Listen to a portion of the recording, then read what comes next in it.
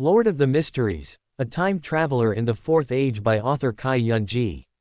Chapter 1-25. This is a world where meander and mystery intertwine, where the creator, pillars, outer deity, and ancient gods dance together. The third epic. The Age of Calamity. A terrifying war of gods erupted. Darkness and lightning enveloped the entire sky, the sun fell, and corruption and hatred swept across the land. This calamity spread from the East Sonia Sea to the East Continent. 99% of living beings along the way perished, the ocean transformed into a forbidden zone, and the land became like the abyss. The betrayer eagerly crowned himself, only to ascend the divine throne. He who fell from heaven to earth, died burdened with all sins, his eyes losing their divine light, gradually consumed by madness. Under the shroud of death's shadow, before the nightmare formed by eternal night, the creator of all, the omnipotent and omniscient God, this, God of the Sun, who transcended deities, this, quasi-God Almighty, seemed to sense a certain gaze. He saw a stretch of gray mist. He saw a gaze from above the spirit world. Lord of the Mysteries. This murmur, like a dream, seemed to hold some confusion. He felt as if time and space had undergone some sort of disorder. When he tried to investigate further, the golden divine blood in his chest flowed dry, and he was submerged by endless darkness. The God of the Sun fell. The age of radiance ended, and the age of calamity began. The old order was shattered, the world ultimately descended into chaos, peace was always fleeting, and strife never truly departed. No scholar of yore, when tracing this history, would consider how many innocents died during this period, as if, before the fall of the God of the Sun, the significance of those who were buried with him was merely that. The ascetics who believed in the God of the Sun followed their son, so who would care about a weak elf that fell under the storm? Cough, cough, cough. With indescribable pain, Sauron clutched his broken chest in a daze. He gasped almost instinctively, inhaling a large amount of seawater directly, and was caught off guard, choking, which led to more violent coughing. By the time he realized he could breathe freely underwater, he didn't know how much seawater he had already drunk. If the seawater hadn't flowed out through the hole in his stomach, it might have taken him even longer to regain consciousness. Am I Sauron, Shah Buran, Shah Ire? I had one foot in the grave and they still pulled me back. The world of Lord of the Mysteries. Many memories surfaced in Sauron's mind.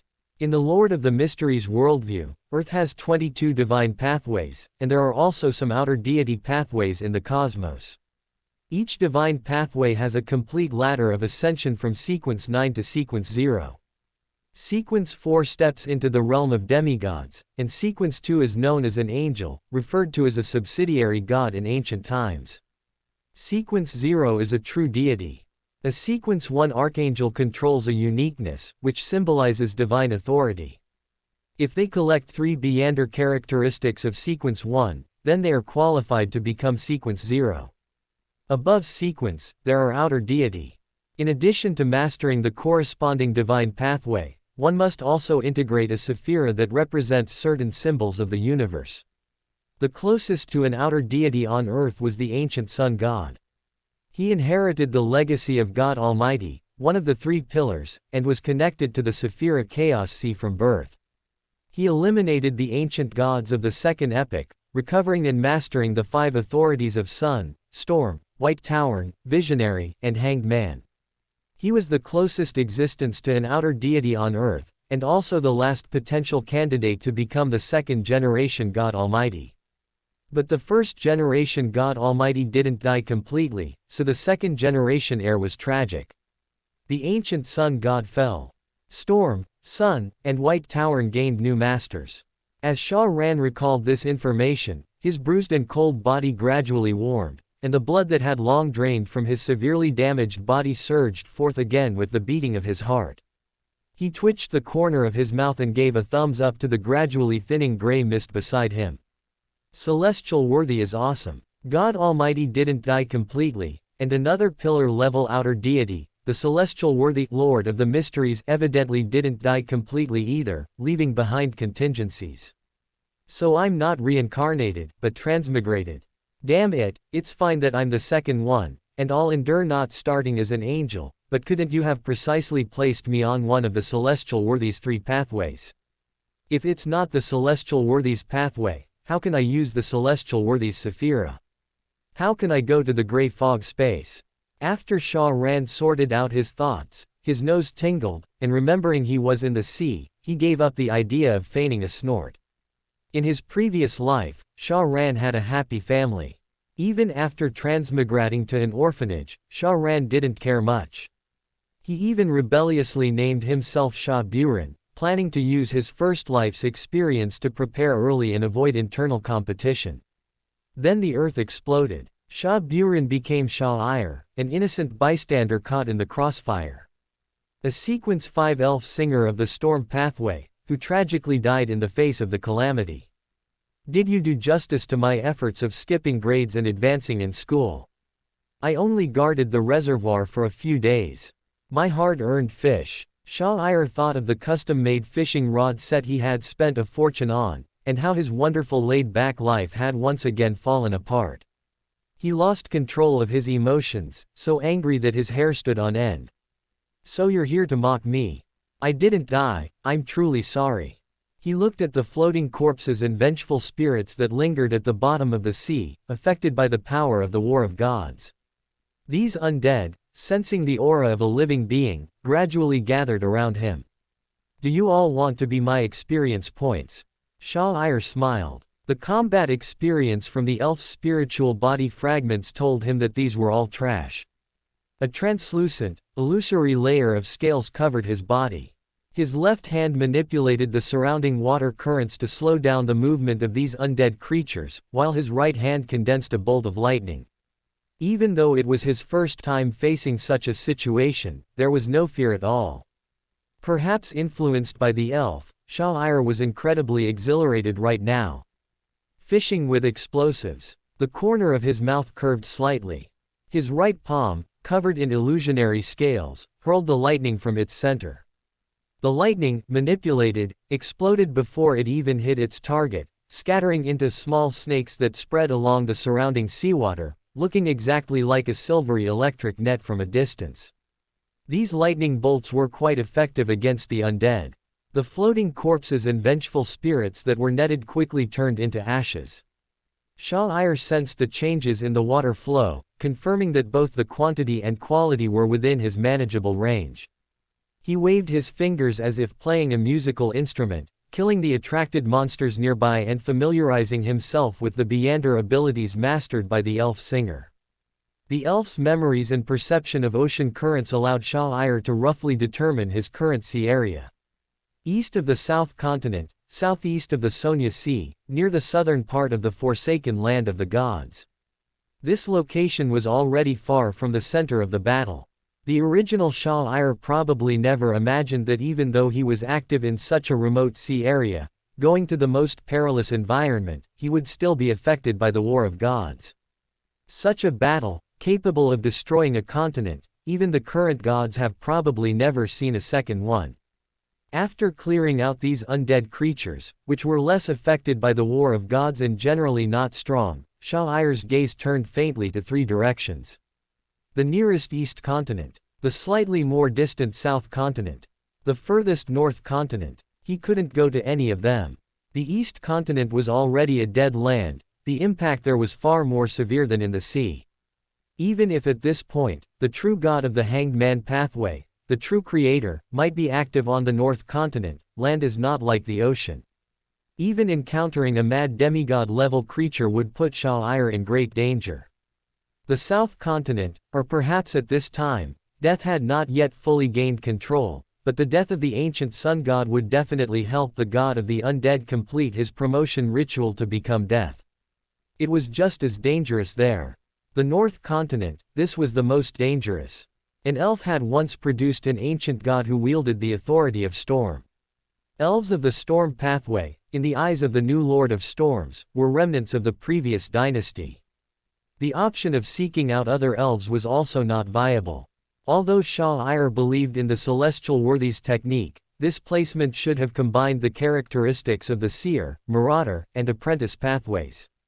Even an angel of the fate pathway might not be able to detect a problem, but even if he found other elves, what then? Was he supposed to wait to be hunted down by the Storm Church? Then, only one answer remains. Shah-Ir looked at the gray mist around him, which had been slow to dissipate. Without much hesitation or thought, he called out a name. Eros. A creation from the depths.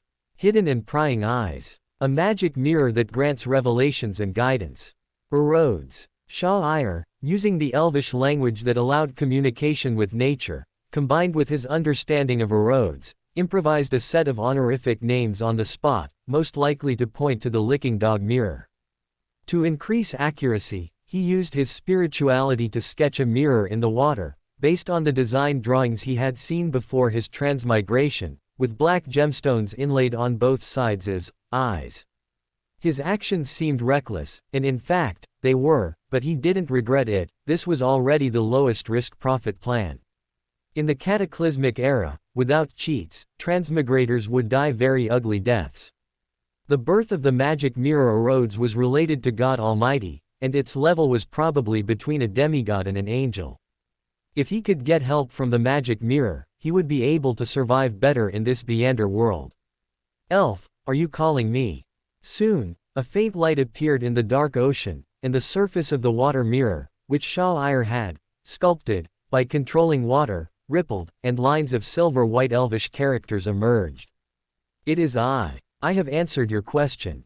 Now it's my turn to ask. Shah-Ir nodded with satisfaction. The mirror's status was indeed not low, a mere signal was enough for it to pinpoint its location directly. The surface of the water mirror flickered, seemingly confused, but after sensing the gray mist aura on Shah-Ir, the runes on the mirror still appeared and said, "You ask." Shah-Ir waved his hand, and a wraith trapped in a water curtain was dragged over. He smiled as he looked at the silver mirror, and said, "This wraith will be an observer for the question. As you can see, my identity is rather awkward, and I need some help. Would you like to play with me for a while?" He spoke directly. Layers of ripples spread across the surface of the silver mirror, as if it hadn't expected to hear such words. "Of course, I can. I am honored." The silver mirror responded with a slightly stiff and anxious tone. It was very happy to receive the invitation, and the aura on the other party also made it feel warm and intimate. "Then, it's your turn to ask." Shah-Ir hadn't expected the licking dog mirror to be so easy to handle at this stage. He reached out and gently tapped the silver mirror in front of him, smiling. "Okay, I want to ask. Eros, is this the name you gave me?" The silver mirror showed lines of elvish runes, as if a little shy. Shah-Ir's smile stiffened. He seemed to see countless boomerangs flying from the present into the future. "You don't have a name yet?" Shah-Ir asked, somewhat astonished. "Yes, actually, I only recently began to awaken my intelligence. Before this, I had always drifted aimlessly with the current. The magic mirror chose direct communication between spirits, transcending language, making its expressed meaning easier for Shah-Ir to understand. You only gained sentience in the late third epoch." Shah-Ir was somewhat surprised. He didn't think this magic mirror had any reason to deceive him, but this wasn't bad news for him. As the saying goes, heavenly treasures are for those with virtue. "Do you like the name Eros?" he asked with a smile. "Thank you, elf. I like this name very much. I think it suits me well. May I address you by your name?" Eros asked with some joy and anticipation. "My name? You don't know." Shah-Ir raised an eyebrow slightly, then smiled gently. "Shah-Ir, that is my name. Of course, you can call me by my name directly. I am very happy to be friends with you, just as I greatly need your protection and help." Shah-Ir did not hide his purpose, and he also knew that lying had no meaning in front of this magic mirror, which had touched upon a little of all 5 Beander abilities. "I will, Shah-Ir. I am very happy that you are willing to be my friend. I will also try my best to help you." Eros's spirituality began to become active, and silver ripples undulated rhythmically, unable to conceal its excitement and joy. It was like a lonely child, observing this strange and dangerous world in confusion, when another person extended an invitation to it. What do you need me to do? I am still very powerful. I can take you to find the Beyander characteristic you need, and I can also foresee potential dangers for you in advance. Shah-Ir, you need to leave here. I can observe that a big fellow is approaching this sea area. You can go west, the sea area there is relatively safe for now. Eros didn't wait for Shah-Ir to ask, it began to actively introduce its abilities and helped Shah-Ir light up the mini-map, illuminating large areas of shadow on it. I trust you, Eros. Shah-Ir looked at Eros, who was even more proactive than himself, and suddenly felt like he was playing on hard mode, but secretly inputting cheat codes. It seemed that Eros at this time had not yet formed the rules and restrictions of mutual questioning like in the future. Was it not mature yet? Shah-Ir didn't pay much attention to this question. He continued to dive in the deep sea according to the mini-map lit up by Eros. He was an elf singer, living in the deep sea for a long time was no problem for him. Eros, he called softly while cleaving through the red-named monsters marked in bold. I'm here. It was almost an instant reply, or rather, Eros's attention was always here. You should know that in this world, there are too many existences like you who can receive revelations from the spirit world, fate, and various other places. Although the land is very chaotic now, and they probably don't have the mind to pay attention to an elf in a remote sea area, I still want to ask, do you possess some abilities related to secrecy? If you can't, then I want to find the cataclysmic or Beyander characteristic that can help me advance to a demigod as soon as possible. Demigods, more or less, should possess some general abilities related to secrecy. Storm Pathway Sequence 4 Cataclysmic Enterer. Shah-Ir actually didn't want to advance to a demigod too hastily, but if Eros couldn't help, then advancing quickly was his only option.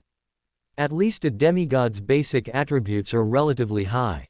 The difficulty of finding a cataclysmic enterer in the deep sea should be greater than finding other pathway demigods with secrecy abilities. Shah-Ir, the gray mist on you is secret enough. If you hadn't called me, I wouldn't have noticed you.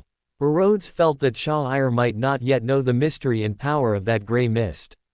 It could only offer a subtle reminder because it also didn't understand much about it currently.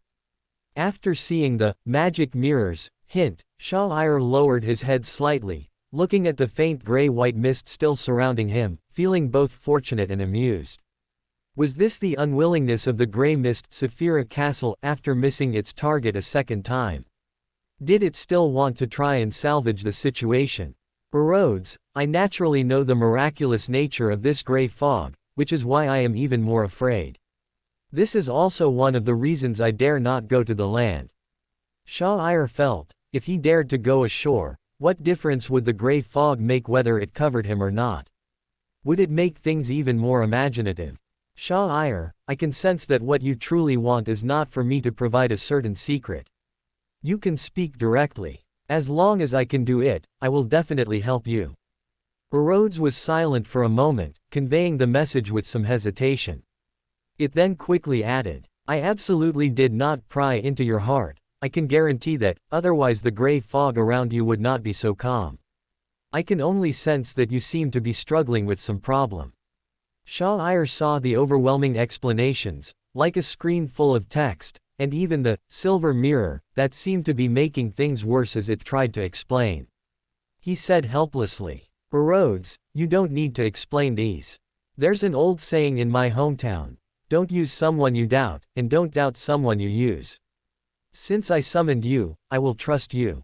Shah-Ir guessed that perhaps it was the ability of the Hanged Man pathway that allowed this mirror to instinctively perceive the shadows in the questioner's heart. I actually wasn't too conflicted. I am an elf. 2 horizontal strokes and 1 vertical stroke means, do it. He looked at the silver mirror, which had returned to clarity and seemed to be waiting for him to continue speaking. He looked at the dark and deep sea and said in a very calm tone, Eros, although I am not as wise as you, I also understand this world and my current situation. With your help, advancing to demigod, angel, I don't think it will be difficult. You can guide me to find the high-sequence meander characteristic of the storm pathway, or other adjacent pathways, lost in the ocean. In this era of continuous reshuffling, high-sequence meander characteristics have not yet been completely monopolized. As Shah spoke, a moment of confusion and hesitation flashed in his eyes. If I become an angel, even if I hide in the deep sea, I can still open up a paradise of my own in the spirit world. But, I'm thinking, I am an elf. Will that new god of the storm pathway, Leodoro, roar at me when I want to advance to demigod, and then, relying on the suppression of a higher being, directly cause me to lose control and die during the advancement? Shah didn't really want to think that way. He even felt that he was overestimating his own importance.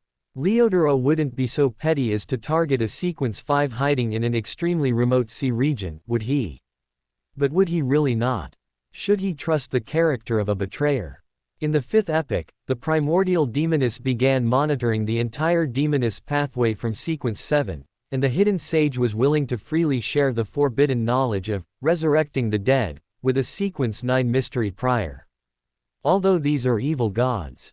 But what difference does the Lord of Storms make to an elf compared to an evil god? Why did the elf queen, whose future status is uncertain, not leave the excess demigod and angel characteristics to the elf's descendants, but instead gave them to Alger and even cultivated a sea snake? Even if we take a step back, if Leodoro doesn't target him when he advances to demigod, what about when he advances to Sequence 3? What about when he advances to Sequence 2? Does he have to change pathways, to the spectator pathway that doesn't have a true god yet? To see how profound Adam's invisible influence on the spectator pathway is. Shah was willing to trust Eros, but he didn't want to trust those gods or people. For those existences, a mere snort of displeasure would be a devastating blow, wouldn't it? Shah, the Storm Church, from what I understand, their attitude towards elves is not friendly. Their malice is very obvious because you occupy many meander characteristics. They can only cultivate more human believers to become beyonders by killing you. Eros sensed Shah-Ir's low spirits, and its own mood also became low, even developing a feeling of disgust towards the Storm Church. So I can't give up the power of the Grey Fog, at least not completely. Eros, help me navigate. Besides the cataclysmic Interar characteristic, I also need low sequence meander characteristics from the Marauder, Seer, and Apprentice pathways. Ideally, they should be the lowest Sequence 9 pathway meander characteristics, preferably Marauder. Shah decisively stated his needs. The failure of Old Huang's case was right there. Completely abandoning one's innate advantages was not advisable. Shah, don't you know that accommodating these non-adjacent meander characteristics will make you go mad? Eros was still worried that the sea elves, as naturally extraordinary creatures, might not be aware of the knowledge that had already become common among high-sequence beyonders of humanity. I know. That's why I want non-adjacent Sequence 9 characteristics, not to change pathways and advance to Sequence 4 of a non-adjacent pathway. I am an elf, a naturally meander creature. A low Sequence 9 characteristics impact on me is still within an acceptable range. Madness also needs to accumulate little by little. Shah certainly knew the risks involved, but a good child would not be able to survive in the epic after the Great Cataclysm. He needed to become an angel faster. Leodoro alone wants to keep him trapped in the sea, not daring to step onto land. Is he worthy? The dark seabed was illuminated by silver-white lightning. The tsunami, like a giant's roar, seemed to lose power. Silver-white arrows pierced the head of a demigod-level sea monster. Its body was charred by lightning, and its bloodshot eyes stared unwillingly at the elf holding a silver mirror high. Roar. It let out its final roar, and the terrifying mental power, accompanied by waves, was enough to submerge a small island. Shah calmly brushed aside the black hair on his forehead. The silver mirror, in his hand lit up, and streaks of lightning transformed into a storm, tearing apart the demigod's final roar, submerging its body, and completely destroying all its remaining vitality. He performed steadily throughout the entire process. Anyway, all attacks would be intercepted and countered by Eros. A demigod-level deep-sea monster died here so resentfully. Eros, are you really not an angel-level sealed artifact? He looked at Erod's true form in his hand. This fellow could not only locate itself and come over, but also easily beat a demigod in terms of attack power. The level 2 sealed artifact, level 1, Eros in his impression was not only hiding its true abilities, but also weakened by a series of rules added by the artisans of the mechanical church for safety of use, right? Shah-Ir swam over and picked up a Beander characteristic as azure as a water curtain. The difficulty of hunting this demigod was unexpectedly low. Shah-Ir had originally thought that he would need to use his astonishing wisdom to hunt a demigod-level sea monster in the sea, but Eros didn't give him a chance to think. Such a sealed artifact, with its own ability to think, was incredibly powerful. Moreover, its use had no negative side effects. There's still a big gap between me and a living angel. But I can help you in far more ways than an ordinary angel, no, much, much more. Erod's proud voice echoed in Shah-Ir's heart. This mirror also possessed high-level abilities from the spectator pathway, allowing for direct telepathic communication. Truly amazing. Shah-Ir lightly tapped the magic mirror in his hand, praising it sincerely and feeling that his choice was very wise. Wouldn't it be much easier for him to be carried by Eros than to struggle on his own? Have you found the Beander characteristic or potion materials for the marauder and swindler? Shah-Ir asked again. He felt his emotions becoming agitated, and the Beander characteristic in his hand was affecting his mind. I collected them for you on my way over. You can hand the demigod characteristic over to me for safekeeping first, I won't let it affect you. The mirror surface of the magic mirror rippled, and 2 Beander characteristics emerged from within. Shah-Ir was somewhat surprised. You truly are an inexhaustible treasure. He tossed the demigod characteristic in his hand into the mirror, and the negative influence brought by that Beander characteristic was immediately isolated. It's good that I can help you. Erod's voice was very cheerful. Then, I shall begin. Shah-Ir released Eros, and the magic mirror actively floated beside him. He first consumed the marauder's Beander characteristic, and his body seemed to experience a strong rejection reaction, with the veins on his forehead beginning to throb. Shah-Ir was not deterred by the spiritual warning. He then immediately consumed the swindler's Beander characteristic, causing a severe headache. His fingers trembled uncontrollably, arcs of electricity entangled his fingertips, and shadows gradually grew in his eyes. He was following the old path of extraordinary creatures. The elf's body was also more resilient, and the grayish-white mist on his body seemed more active. The characteristics of the marauder pathway were also more likely to receive the favor of Saphira Castle. This feeling is not bad. Shah-Ir exhaled, a somewhat unnatural curve forming at the corners of his mouth. Looking at the gray mist that was becoming active around him, he softly chanted. The fool that does not belong to this era. The mysterious ruler above the gray mist. The king of yellow and black who controls good luck. I need hidden help. I need the power of deception. I need a layer of disguise when I advance to demigod, to deceive any potential attention.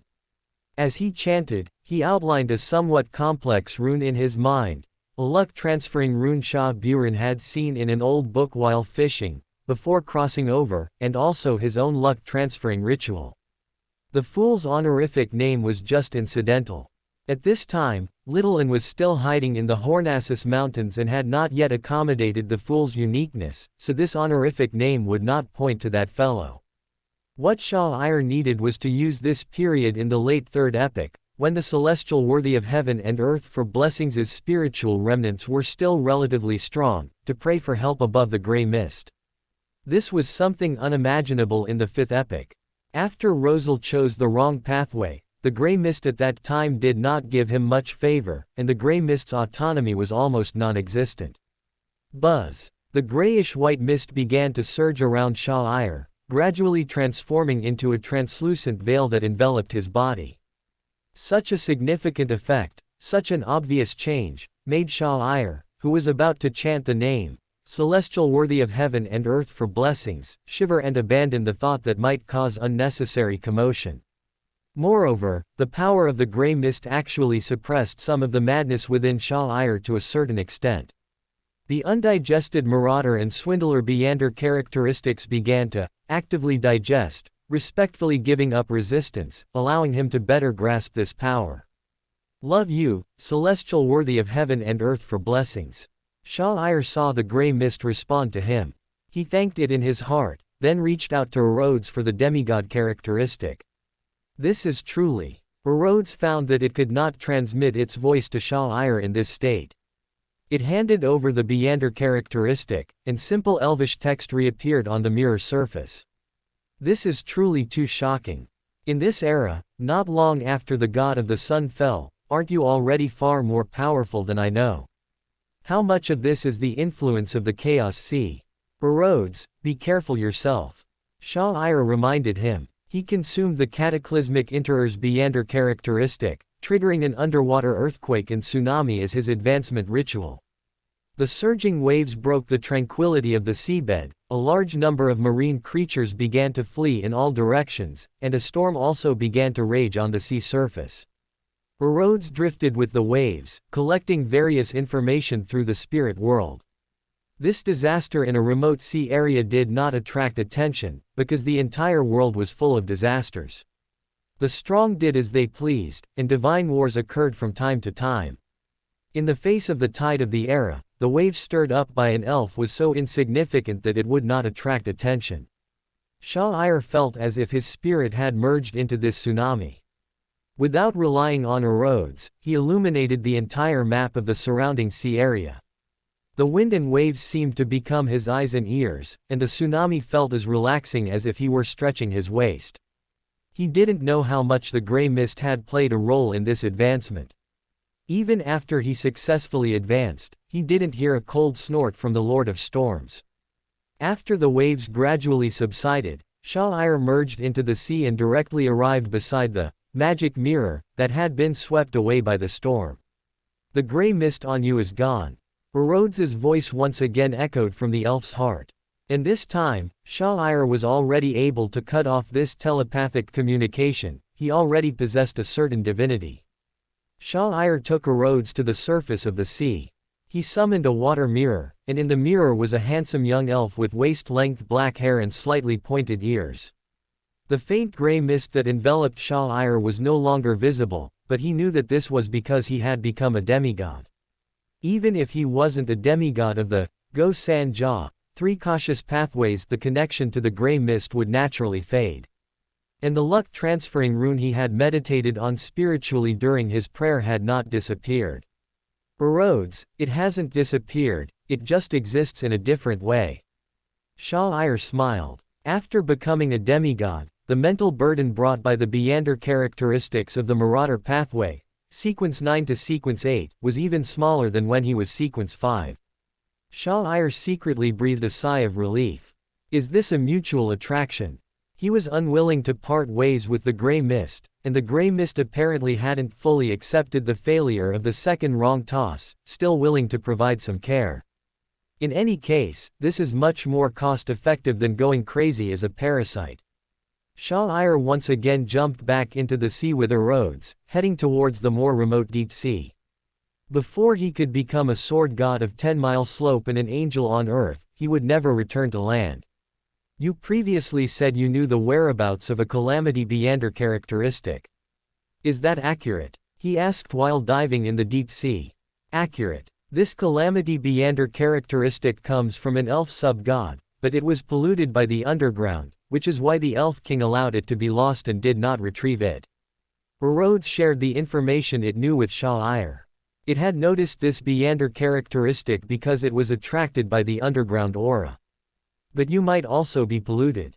You elves should still have safe calamity Beander characteristics, and I can also help you find other usable angel Beander characteristics.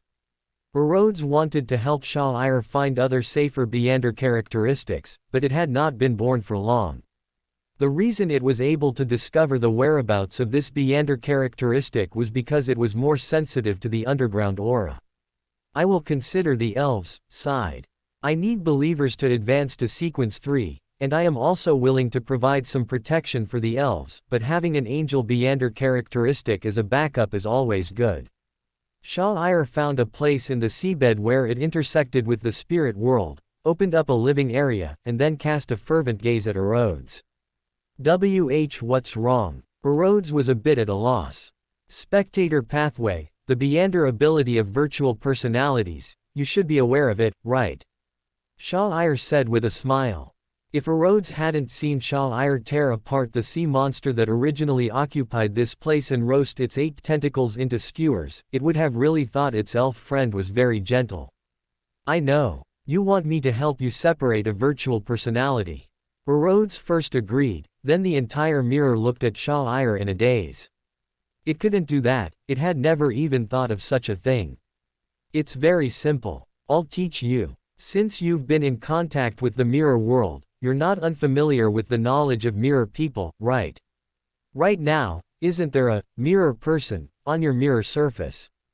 Although I am not a demoness, and this mirror person is just a temporary projection, you are the great Eros. Any mirror can become a vessel for your descent. Your power, my spirituality and mental strength, together, can make my mirror person walk out from your mirror surface. Sha'ir began to coax him patiently. Can this work? It seems it really can. Eros simulated it according to the idea provided by Sha'ir and found that it seemed to be truly feasible. Sha'ir, did you also consume a Beander characteristic from the reader pathway? Eros asked curiously. That's not important. My wisdom doesn't need the reader pathway to prove it. Sha'ir refused to answer the question. Then you did. Eros drew a conclusion. Isn't it normal for elves to eat a little more?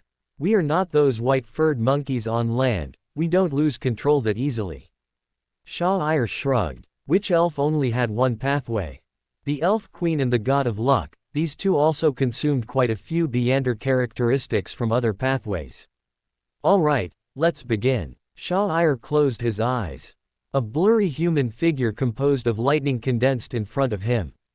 This lightning approached the magic mirror, and Eros tried to contain and absorb the lightning. The lightning followed the patterns on the mirror surface, approaching the elf's mirror projection.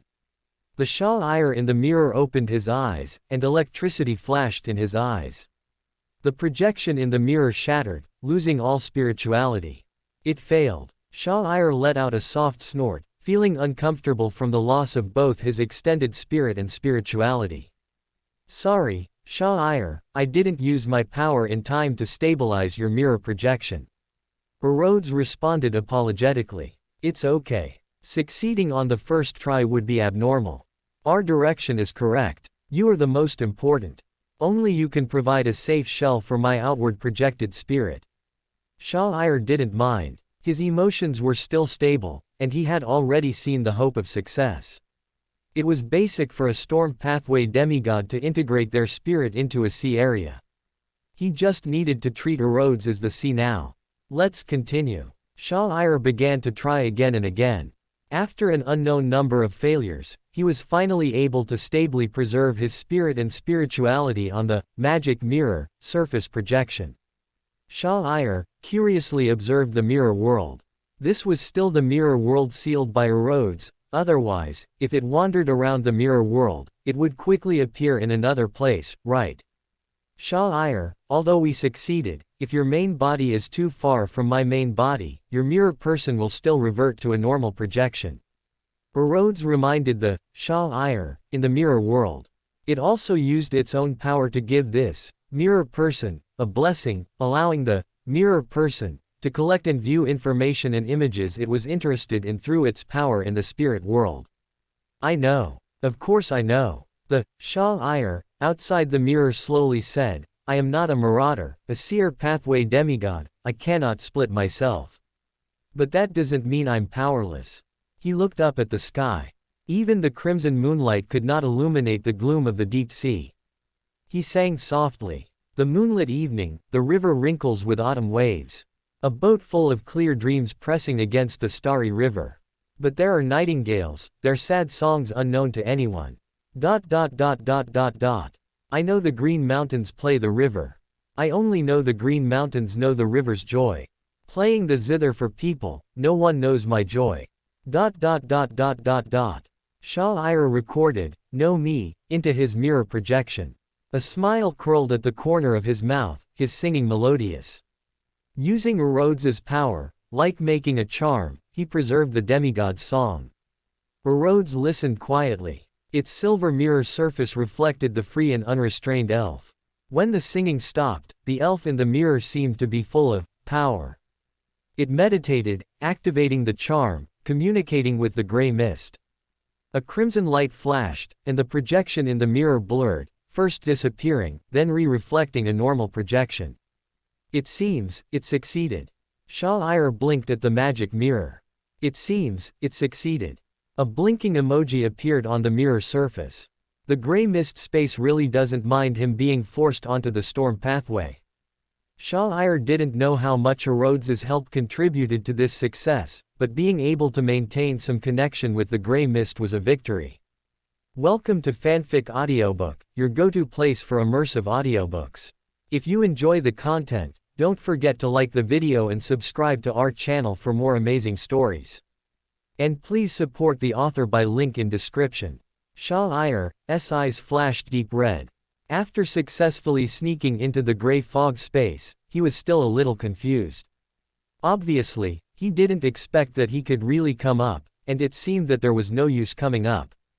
Disturbed, he was just about to be polite as usual when a wide curtain suddenly fell down from above his head and covered him. This is Tianzun curtain. How is that possible? Shah opened his eyes wide. He felt fear instinctively, but before he could react, he was completely wrapped by the curtain. The squirming flesh seemed to drill into his flesh, and an ancient and barbaric breath began to grow. To finish. When Shah was ready to die, he was suddenly stunned. With so many psychological activities going on, why hadn't he died yet? He opened his eyes and looked down. Although the Tianzun curtain covered him, he had no way of blending into it. He even felt like he might slip off at any time. Ha ha ha ha ha ha ha ha ha ha. Shah looked at Tianzun Mubu, who was working hard. He couldn't help but laughed while holding his stomach. Really, he was ready to be raped, but the other party couldn't get hard. Ha ha ha. What clown. The sudden sneak attack frightened Shah so much that he forgot that he had no body now, nor was he a spirit. He was just a pseudo-virtual personality that existed with the help of the power of the magic mirror, a man in the mirror. If Tianzun wanted to rely on him to resurrect, it would be more reliable for him to just pick a complete spirit above the gray fog. Is it because of the Tianzun curtain that gray mist didn't give up on me? The no. 2. Yes, no matter what path it is, once the curtain is closed, it is the path of fools. After laughing for a while, Shah reached out and touched the black velvet curtain, which felt very good. When he was thinking about how to use this level 0 sealing object, a repulsive force suddenly came from the gray fog space. So realistic. Shah reacted this time, which made the elf a little shocked and angry, and a little upset. It bit the curtain of Tianzun and sang the song of knowing me. It used the song to establish a connection between itself and the sealed object, and then it began to graft itself onto the gray fog without caring about the consumption of stored spirituality. Either you throw me out with the Tianzun curtain. The second generation creator just died. Let me see if you can be resurrected in this era. Shah bit the Tianzun curtain tightly and refused to let go. In his body, the divine singing recorded by the demigod was also strengthening his connection with the Tianzun curtain, helping him to pry open a little bit of the power of this level 0 sealed object. In his eyes, a tide of chaos flashed by. The gray fog space did not stop rejecting Shah and did not move the Tianzun curtain out. Instead, it seemed to be going with the flow and wanted to release Shah together with the Tianzun curtain. When Sure and the Tianzun curtain were about to be pushed out together, in the real world, Erod's mirror suddenly reflected a dark chaotic ocean. Sure, who was meditating with his eyes closed to restore his spirituality, did not notice this. Above the gray fog, half of Shah was separated from his body and almost dragged the Tianzun curtain out with it, gradually losing consciousness. In a trance, he felt himself being carried on a stretcher across mountains and across countries. The Tianzun curtain, which was the focus of the fight, was almost torn in half. His spirit was completely scattered, assimilated by the two forces, submerged in the gray mist, and turned into an inconspicuous piece of dust in the mist of history. Time is like the tide, rolling in and rolling away.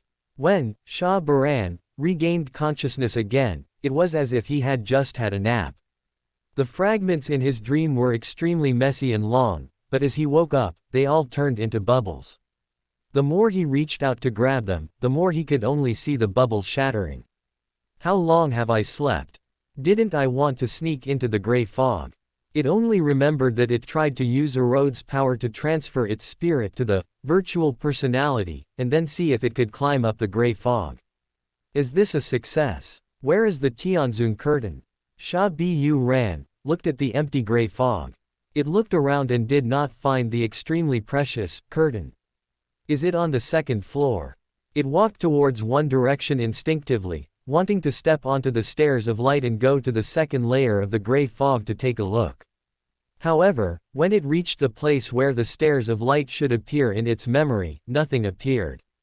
It was weird, like walking up to an automatic door and having it remain closed, as if it hadn't detected your presence. The gray mist space doesn't recognize the three non-ghost families. I'm already here, so it's just a non-restricted profession. Shah Buran was a little disappointed, but not that disappointed. Since there was nothing he could do now, he would just wait. He would wait for Shah Ayr to pray above the gray fog and convey the bad news to himself.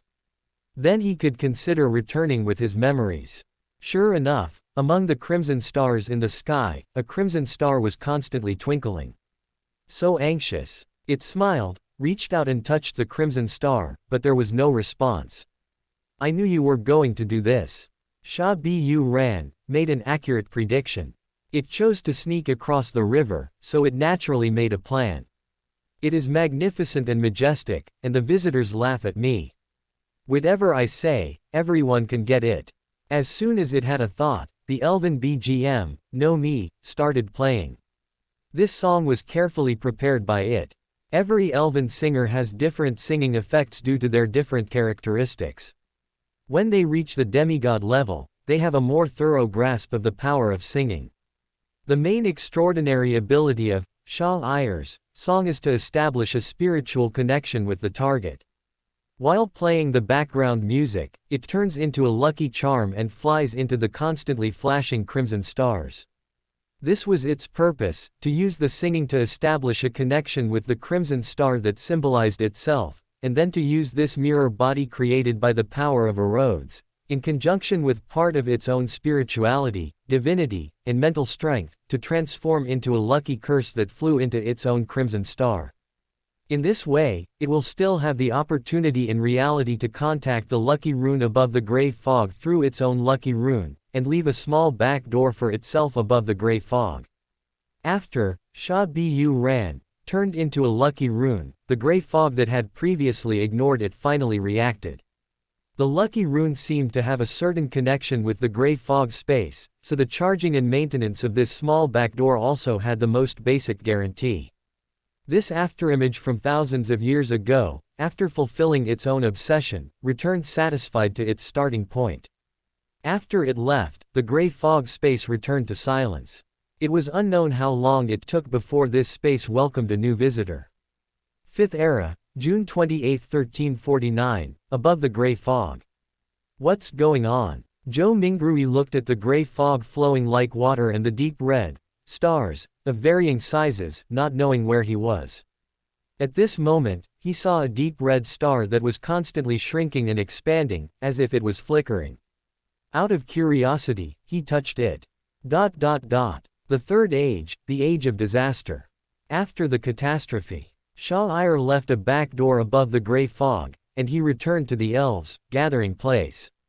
The fall of the ancient sun god has had an impact on all aspects of life. The elves' situation has become even worse, and they can't even keep Sonia Island, their last gathering place. When Shale was protecting the remaining elves and migrating to the Rorstad archipelago, he was promoted to Sequence 3 Sea King. Leodro still had some shame and did not personally hunt down the demigod Shale. In order to thank Eros for his help, Shale named the largest archipelago in the central Sonia Sea the Rorstad archipelago. Eros believed it and was happy for a long time. Of course, he wanted to be promoted to an angel afterwards. Gao Shinam took the initiative to suggest that he would find a way to help Sha'ir find a natural disaster characteristic. After all, Sha'ir was an elf. There are really not many strong people who can advance to Sequence 3 under the targeting of the Lord of Storms. Sha'ir is already the most talented elf of the new generation. Gao Shinam took good care of Sha'ir, because if the elves wanted to survive, they really could not do without the backbone strength of the saint level. The true god would not bother to fight the saint, but he would not show mercy if he had the chance to fight the angel. During the migration of the elves, if there was no backbone force like Sha'ir, the angels would be severely punished if they dared to show their heads. Isn't this a kind of helplessness of the weak? Now that the elves have established a new gathering place on the island and left the north and south continents, they no longer need to migrate on a large scale. At this time, if there could be one more angel, it would definitely be a good thing. But Sha'ir still did not accept Gao Shinam's kindness. Elves are usually more straightforward. If the elf queen has extra characteristics in her hands, she will give them directly if she wants to, instead of thinking of ways. The only possibility that Sha'ir could think of was that the elf queen found a way to separate a portion of the natural disaster characteristics for herself. It was not difficult for an angel to separate the characteristics of Sequence 9 to Sequence 3, but it was somewhat difficult to separate the characteristics of Sequence 2. He had other options and didn't want to owe anyone a favor. As for the god of luck, he had never seen it, and Gao Shinam also said that it was a safer option for the god of luck and the elves if he hid himself. Sha'ir bid farewell to Kazanamu and, under the guidance of Eros, headed for the North Sea to look for the extraordinary characteristics left behind by the elven god polluted by the Chaos Sea. He took an extra potion from the White Tower Pathway Sequence 6 scholar, imitating the faceless man's extraordinary abilities such as transformation. He walked the earth, watching the 6 gods protecting humans through the catastrophic they directed, watching them establish their own churches and write their own scriptures. The name of the ancient sun god was gradually no longer mentioned. This period, before a new order was re-established, is known as the Age of Strife. Because Eros had a certain omniscience ability, Sha'ir did not miss a single event and saw the second blasphemous slate. His contemporaries included Bethel Abraham, Solomon, Zarathus the Elder, Tudor, Trenthorst, Augustus, Einhorn, Soren, Costilla, Zoroaster, Stiano, and Chick. Since Constantine did not appear, Sha'ir took the surname and he became Sha'ir Constantine. A pitiful person who might not be the weakest among the people at that time, but who had already been occupied by a god. Because the deification ceremony of Stormpath was already known, Sha'ir took a curious look at the hermit and found that although the deification ceremony had been hidden from the world for thousands of years, there were still believers in the world who spontaneously pursued and believed in it. This solved a doubt in Sha'ir's mind. No wonder the first-generation members of the Moss ascetic order worked so hard to spread the faith of the hidden sage. They were trying to find a bug. First, let the non-existent, hidden sage, exist and hide from the world for 1,000 years, and then the final winner will become the hidden sage, complete the promotion ceremony, and become a hermit. Sha'ir silently sympathized with the first-generation members of the Moss ascetic order who were working hard. If they work harder now, the hidden sages of the future will be strong enough to defeat the god of steam and machinery. He also teased him a little bit. After reading the blasphemous slate, Soren was a little skeptical about life. After all, opportunities are rare, and if you miss it, you will miss it. As for Chick, who was even more skeptical about life, Sha'ir didn't dare to provoke this guy. Mr. Chick is definitely the best in their class. People like Solomon and Abraham have to stand aside. Wow, what's your name? In the early morning, while Soren was getting dressed, he looked at the elf who had taken off his disguise and revealed the soft face that was unique to Shunzhou. Sha'ir, what else? Sha'ir yawned, and was impressed by the simple folk customs, and warm and open-minded people in the other world.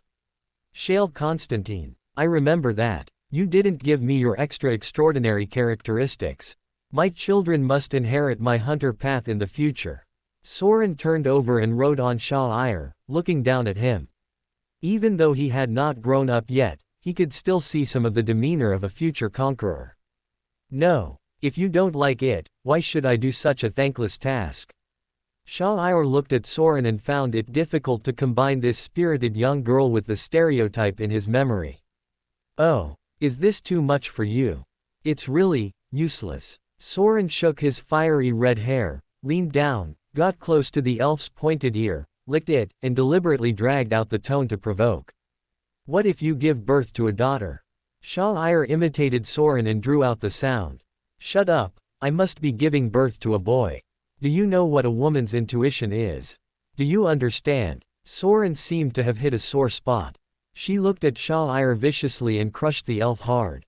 Even if you gave birth to a boy, what about the other descendants of your family? Don't you have a sister or a younger sister? All women in the Soren family will follow the hunter path in the future. Isn't that stupid? Sha'ir thought of her memory.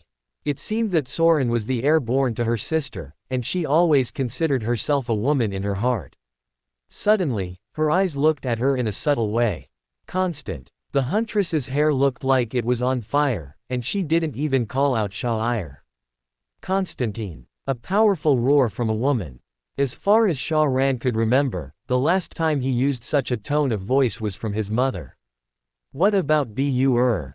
Shah-Bu-er grew up in an orphanage, and when he cursed, his magic resistance was maxed out.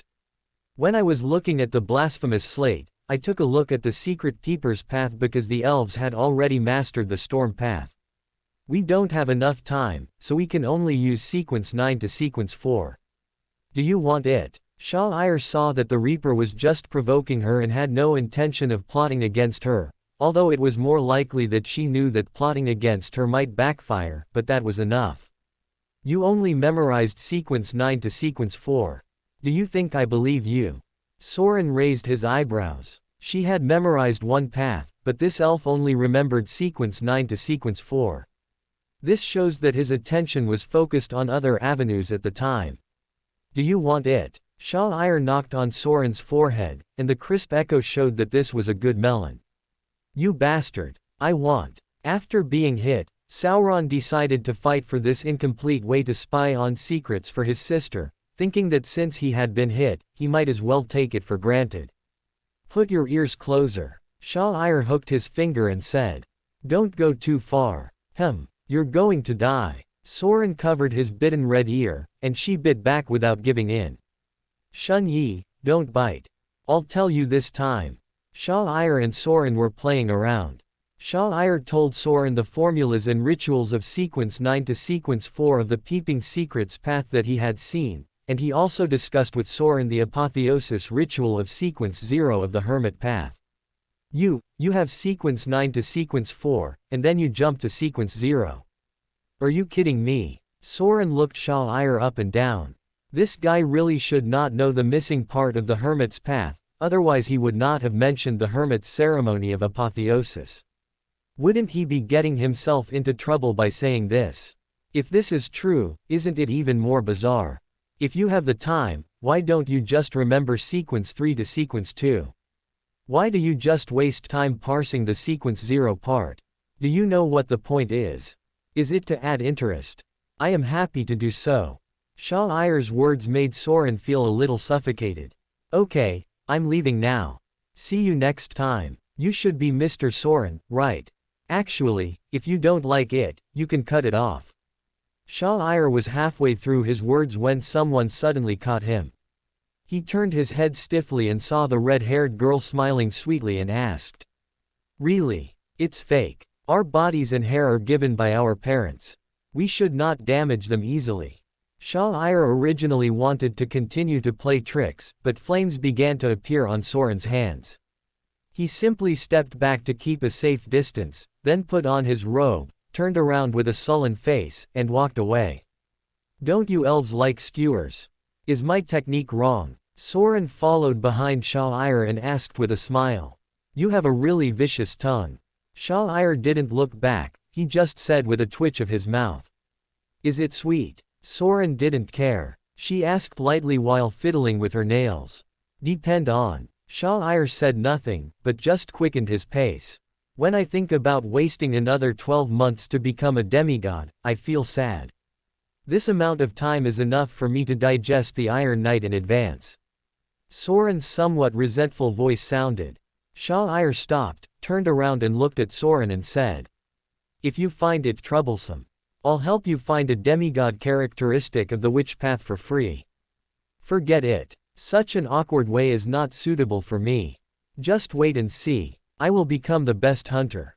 Sauron had no intention of giving up the hunter path that her father had fought for her with his life. Her father was a good hunter, she would be one too, and so would her son. Once you make a decision, there is no hesitation. Her future achievements are by no means coincidental. Gender proves nothing. Elf. Sauron walked up to Shah-Ire, and there was a fire of wildness and indomitable spirit burning in her eyes. If you are saying goodbye to your past, then I can pretend that I didn't hear your provocation. Finally, I'll give you a piece of advice. Be careful of all the ambitious people. It's right to always be vigilant, just like now. Shah-Ire could see that Sauron had a clear understanding and long-term plan for his future. He gave him a piece of advice and then went where he wanted to go. I don't need you to lecture me.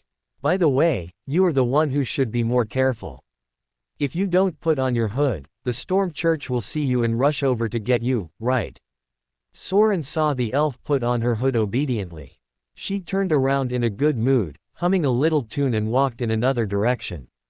Suddenly, she paused and thought of a question. It was true that she wanted to give birth to her own children as a woman in the end, but the elves seemed to look different from them. Never mind, it's pretty nice.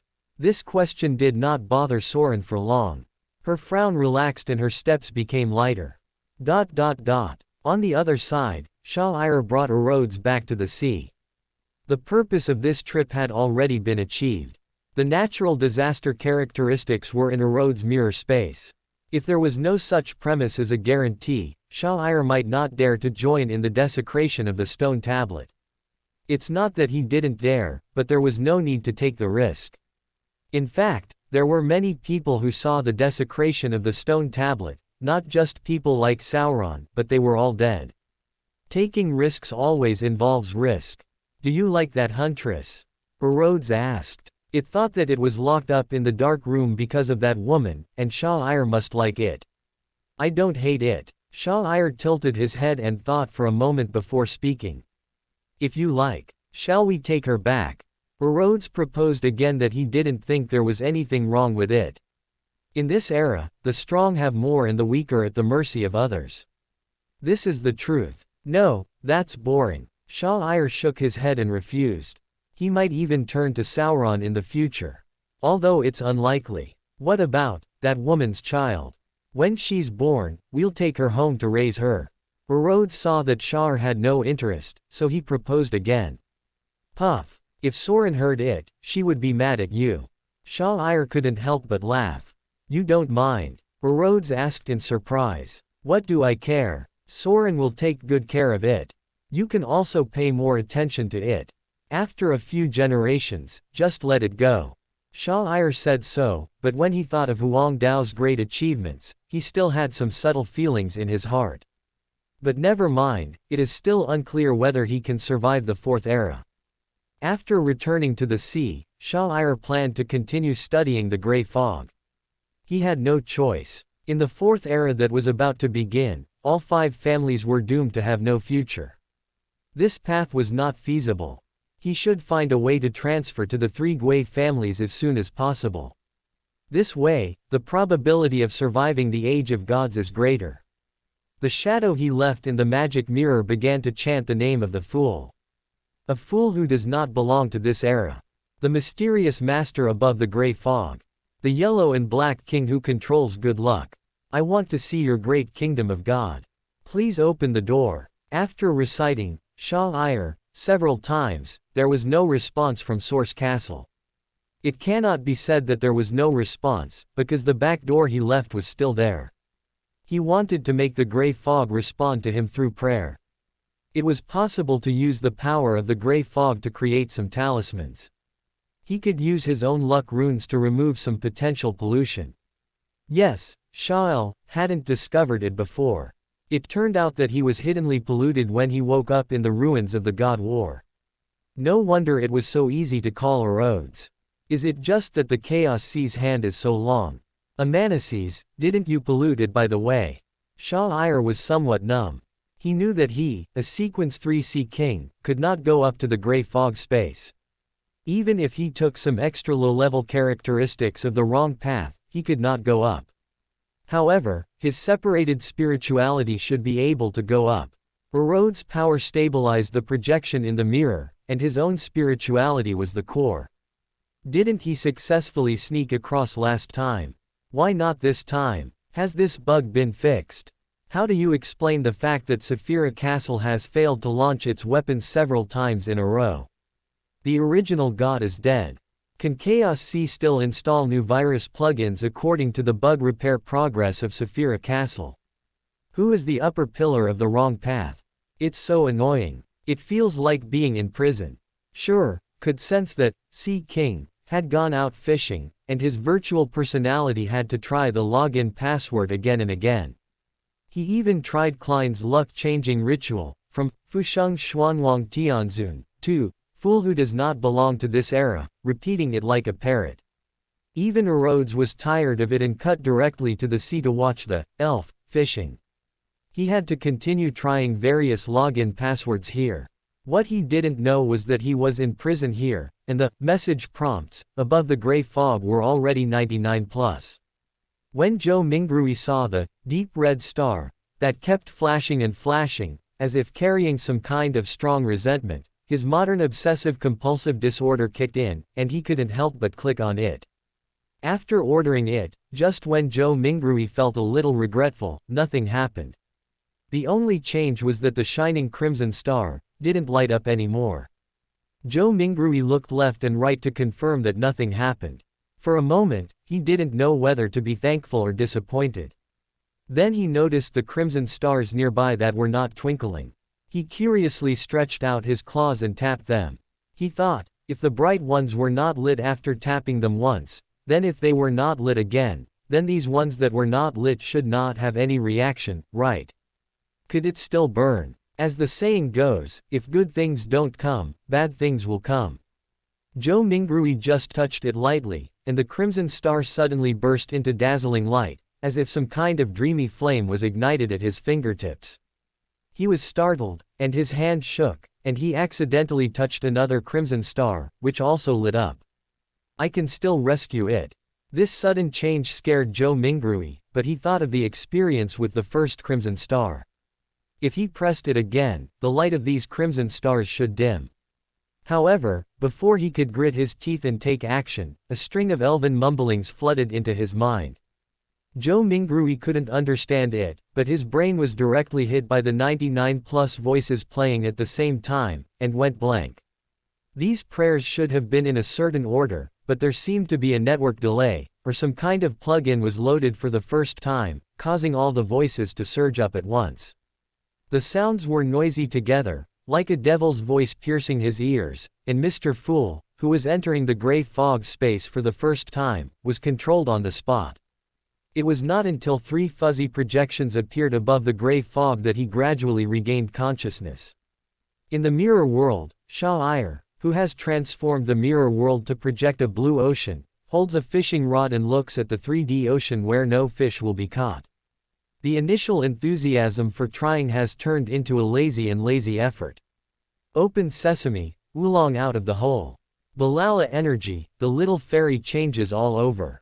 He swung his fishing rod out of boredom, watching a certain sea king pouring a full bucket back into the sea. His mind was already wandering when a deep red light flashed before his eyes. He came back to his senses in surprise. What was the password he had just entered?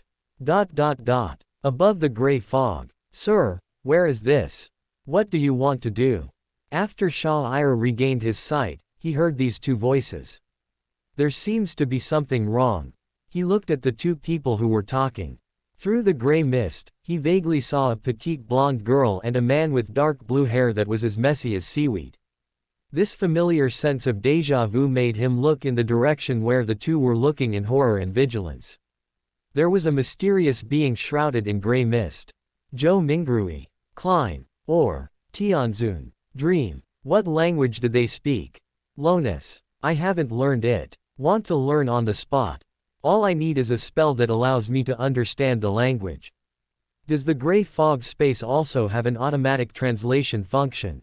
Shah-Ir instinctively hooked his fingers and felt that the plugin he left above the gray fog was still functioning normally, but judging from the feedback, how come this plugin had not been working for thousands of years? Good news, this plugin is still there, and automatic translation can be easily achieved by affecting the gray fog through the plugin. Bad news, it seems he has traveled through time again. What's the point of him traveling through time and space with a virtual personality? The shock Shah-Ir suffered was no less than that of Zhou Mingrui, who was not far away. His slightly trembling fingers and his distracted eyes, as if he didn't know where to look, formed a sharp contrast with Zhou Mingrui, who was equally confused but still able to remain rational.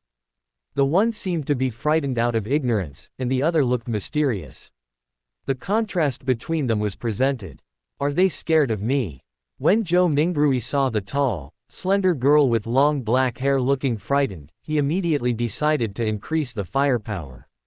He confirmed the panic that the three people opposite him could not hide, and his originally panicked heart immediately calmed down. He chuckled, his voice neither hurried nor slow, as if he was politely responding to the visitor's greeting. An attempt. Try. Shah-Ir couldn't help but repeat it in his mind. If he hadn't seen Lord of Mysteries, he would have almost believed it. No. He is a little doubtful now. Who is the problem? Sir, your attempt is over. Can you let us go? Audrey was also hurt by this absurd reason. She glanced at the gentleman who sounded a little defensive, took a deep breath, and tried her best to show an impeccable smile. In a short period of time, Shah-Ir solved the language problem and checked the plugin he installed several times. No matter how he felt, this plugin was installed by him personally. It also had his spiritual aura and divine mark on it. The core was the lucky charm that connected him to the gray fog. It even had the power of erodes. It couldn't be fake. Shah-Ir stared over stiffly, and the deathly silence made the atmosphere, which had been somewhat eased when the mysterious man took the initiative to speak, become stiff again. Zhou Mingrui was directly held by Shah-Ir. Now he still wanted to pretend to be mysterious. Could he continue to explain a few more sentences? If you don't ask, how can I say it? Sir, your attempt is over. Can you let us go? Finally, it was the brave Miss Hall who stood up. Although she was also frightened by the mysterious man's casual attitude, she still tried her best to show a perfect polite smile and asked with some trepidation. Although Alger also wanted to ease the atmosphere, when he saw a lady speaking, he was willing to let her bring up the topic and reduce his presence. This time Zhou Ruiming did not answer the girl's question immediately, because he suddenly felt something.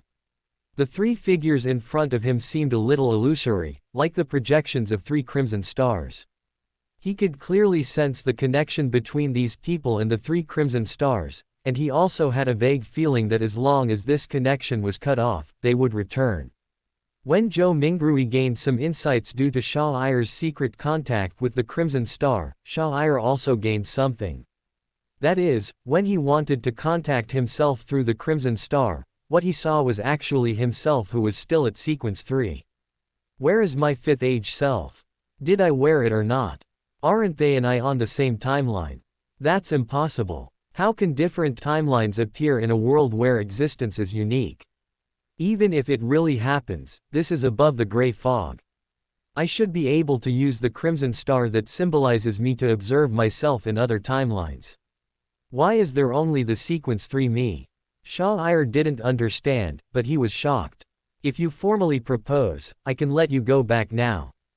Joe Mingrui, or Klein, he gave a friendly reply to the blonde girl, showing his harmlessness.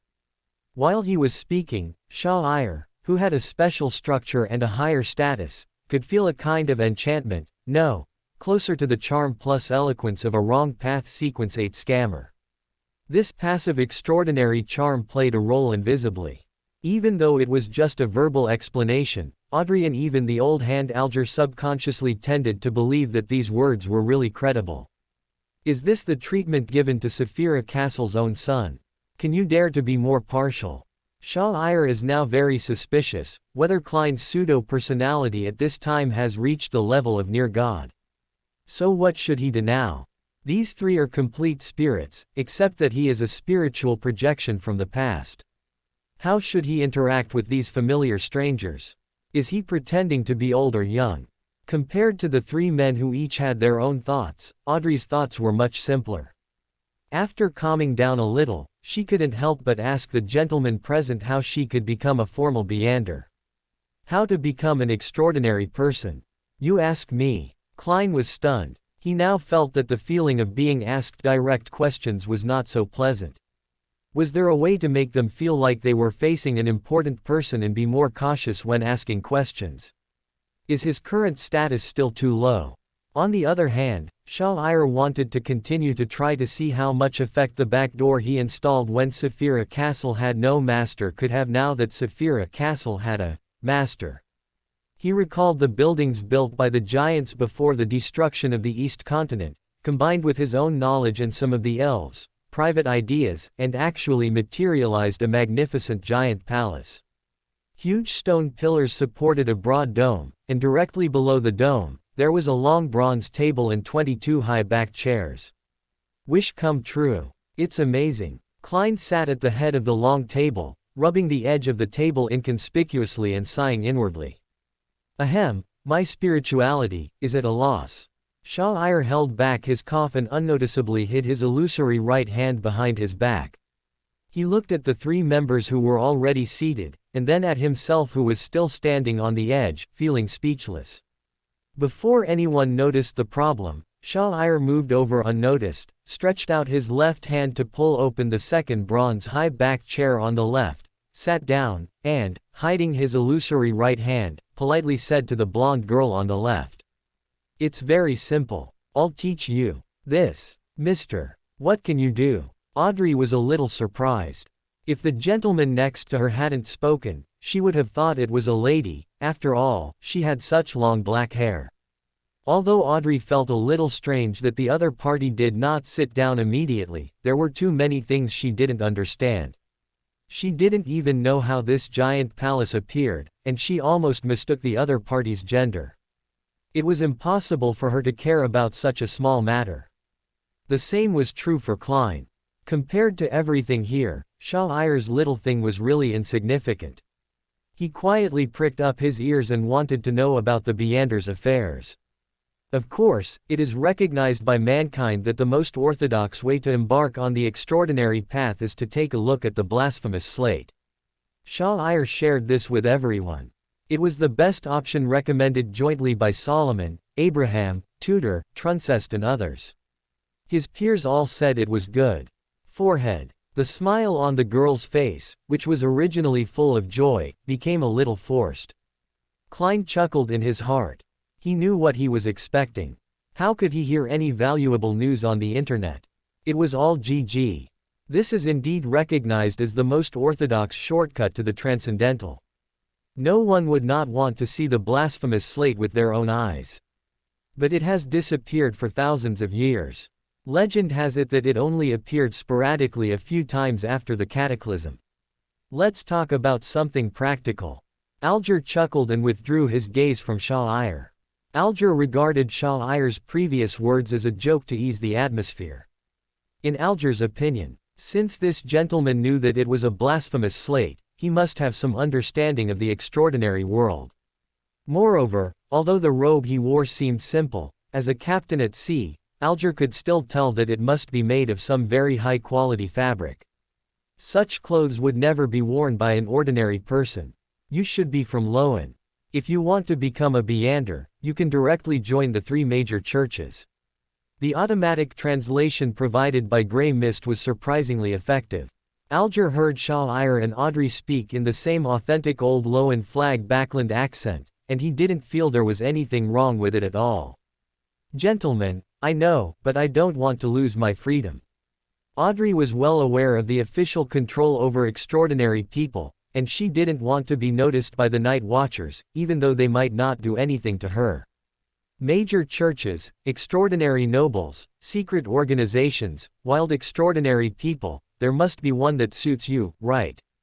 Shale concluded. He's quite right. Since you don't want to take part in the church's test, you can also consider the royal family, the extraordinary nobles who have been passed down for thousands of years, those dangerous secret organizations, or buy from those extraordinary people who may have the magic potion formula. Alger glanced at Shah-Ire and steered the conversation towards actively selling the potion formula to the blonde girl. However, Shah-Ire seemed not to have heard anything and did not follow Alger's guidance at all. In fact, he had no intention of interfering. Instead, he half turned around and stroked the back of the bronze chair, looking like he had never seen the world. Although Shah-Ire's movement was not big, there were only 4 people present, so his movement was still quite obvious.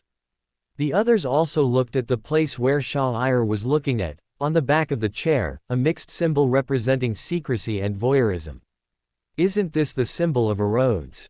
Shouldn't there be a storm symbol behind me, just like the strong wind, waves, and lightning behind Alger? Well, after all, it was illegal immigration, and the ID card used was not my own. Shah-Ire accepted this very quickly. He was a little curious. After the hermit lady joined, what would be the difference between the symbol behind her and his own? What's this? It seems there is none behind me. The blonde girl asked curiously, moving a little closer. Although she was very curious, the aristocratic etiquette she had observed for many years prevented her from turning around completely. She just leaned slightly sideways and asked softly. It's some kind of symbol. Shah-Ire just glanced and turned around. He noticed that Klein and Alger were also looking at him. He nodded slightly and said, "You have it behind you, too." When Alger heard Shah-Ire's words, he seemed to have finally reached a certain step. He turned his head to look, then quickly turned his head back to his original position, thinking about something. Do you know that it is very impolite for a guest to do this? Klein looked at the reactions of the 3 people and said in his heart, MMP. Originally, due to the angle, he was the only one who could easily see the patterns behind the 2 people. Now, Klein could even feel that the gentlemen and ladies on both sides of the long bronze table seemed to instinctively want to look over, but their movements stopped halfway, as if fear overcame curiosity and they did not dare to offend him in this way. Moreover, because of the angle, they couldn't see it even if they dared to look. Audrey was a little slow in shifting her gaze, and her eyes met the gaze of the mysterious man. She was so frightened that her heart seemed to skip a beat. She turned her head stiffly, looked at Shah-Ire beside her with a pleading look, and changed the subject. Sir, why is there no such symbol as you mentioned on my back? This shows that you have no extraordinary powers. Sir, am I correct in my judgment? Shah-Ire noticed that Audrey subconsciously clenched her hands because of nervousness.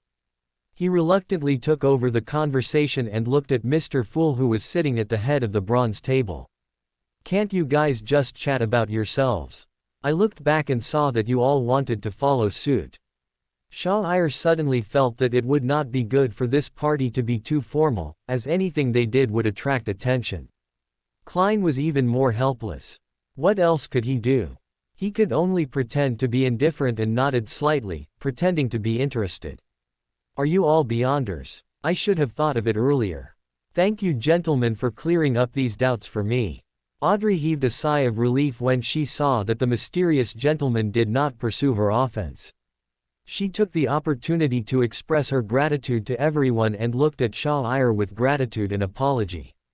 She had instinctively asked for help just now, hoping to get over the unintentional glance through conversation, but she had not expected that this gentleman would actually take the initiative to verify with that, "Sir," which made the girl feel like she owed him a favor. "It doesn't matter. We are all just beginners in the extraordinary field." Shah said this modestly. The other three nodded silently in their hearts. Klein was especially so. He had been leaning back in a relaxed manner, but after being disturbed by Shah, he did not dare to straighten his back, for fear of exposing the empty back of the chair without any mysterious runes. He was the only newbie here. Even the blonde girl had known about the existence of Beyonders for a long time. Only I am completely clueless. Shah didn't know what Klein was thinking. He looked at the girl and suggested, "You may consider buying the potion formula from the gentleman over there. As long as you can afford the price, I think few people will refuse the deal." His subtext is, "Don't look at me, I'm not selling."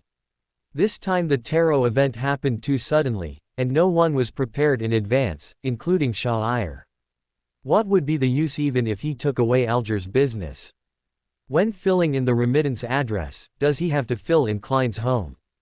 "I do have 2 sequence 9 potion formulas, one for sequence 9 sailors and one for sequence 9 audiences." Alger didn't hesitate to introduce 2 potion recipes.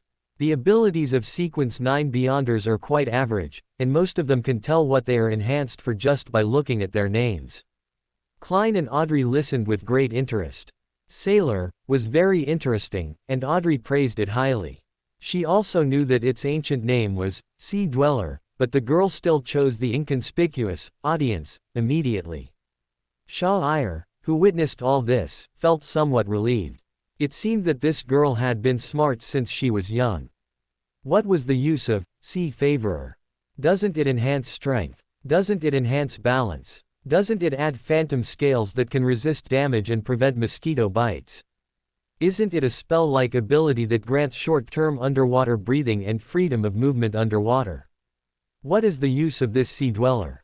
It's far inferior to the audience that can strengthen the spirit and give keen observation.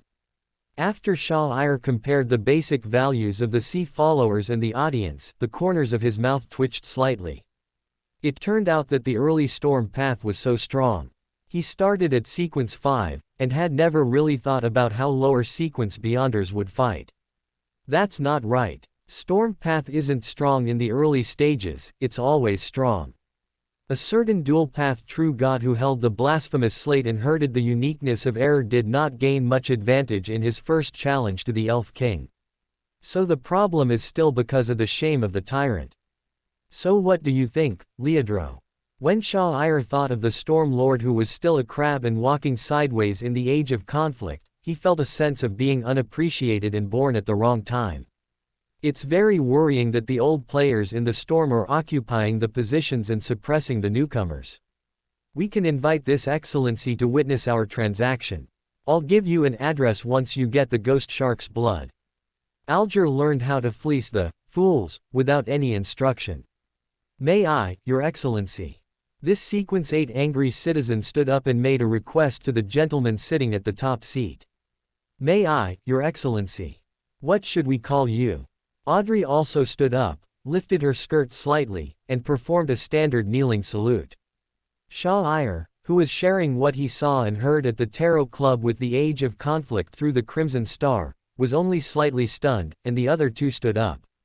This Crimson Star helped Shah connect the 2 eras and keep his consciousness and thinking synchronized.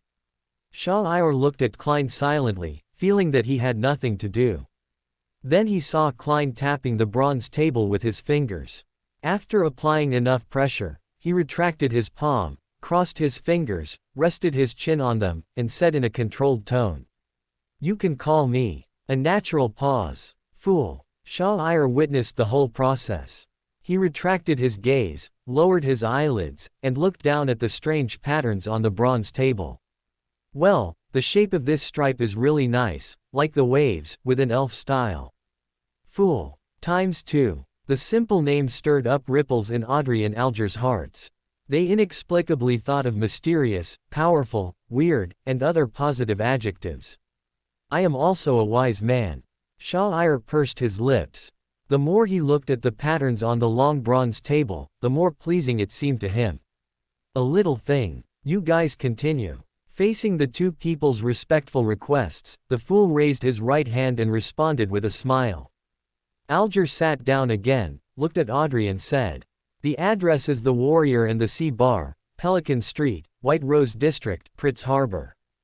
Tell the boss there that this is the cargo the captain wants. After I confirm it, I will send you the potion formula you want." Alger said as he glanced at Shah. "You can just tell her right here that I know the audience potion formula, I'm just too lazy to sell it." Shah waved his hand. He had eaten the brain of the mind dragon. With spices and sea salt, it tasted like the tofu pudding from his hometown. "Mr. Fool, as a witness, I really know," Shah added. Klein was stunned, but nodded. Of course he couldn't refuse because he also wanted to hear the audience's potion formula. Whether Shah really knew or was pretending to know, Klein didn't care.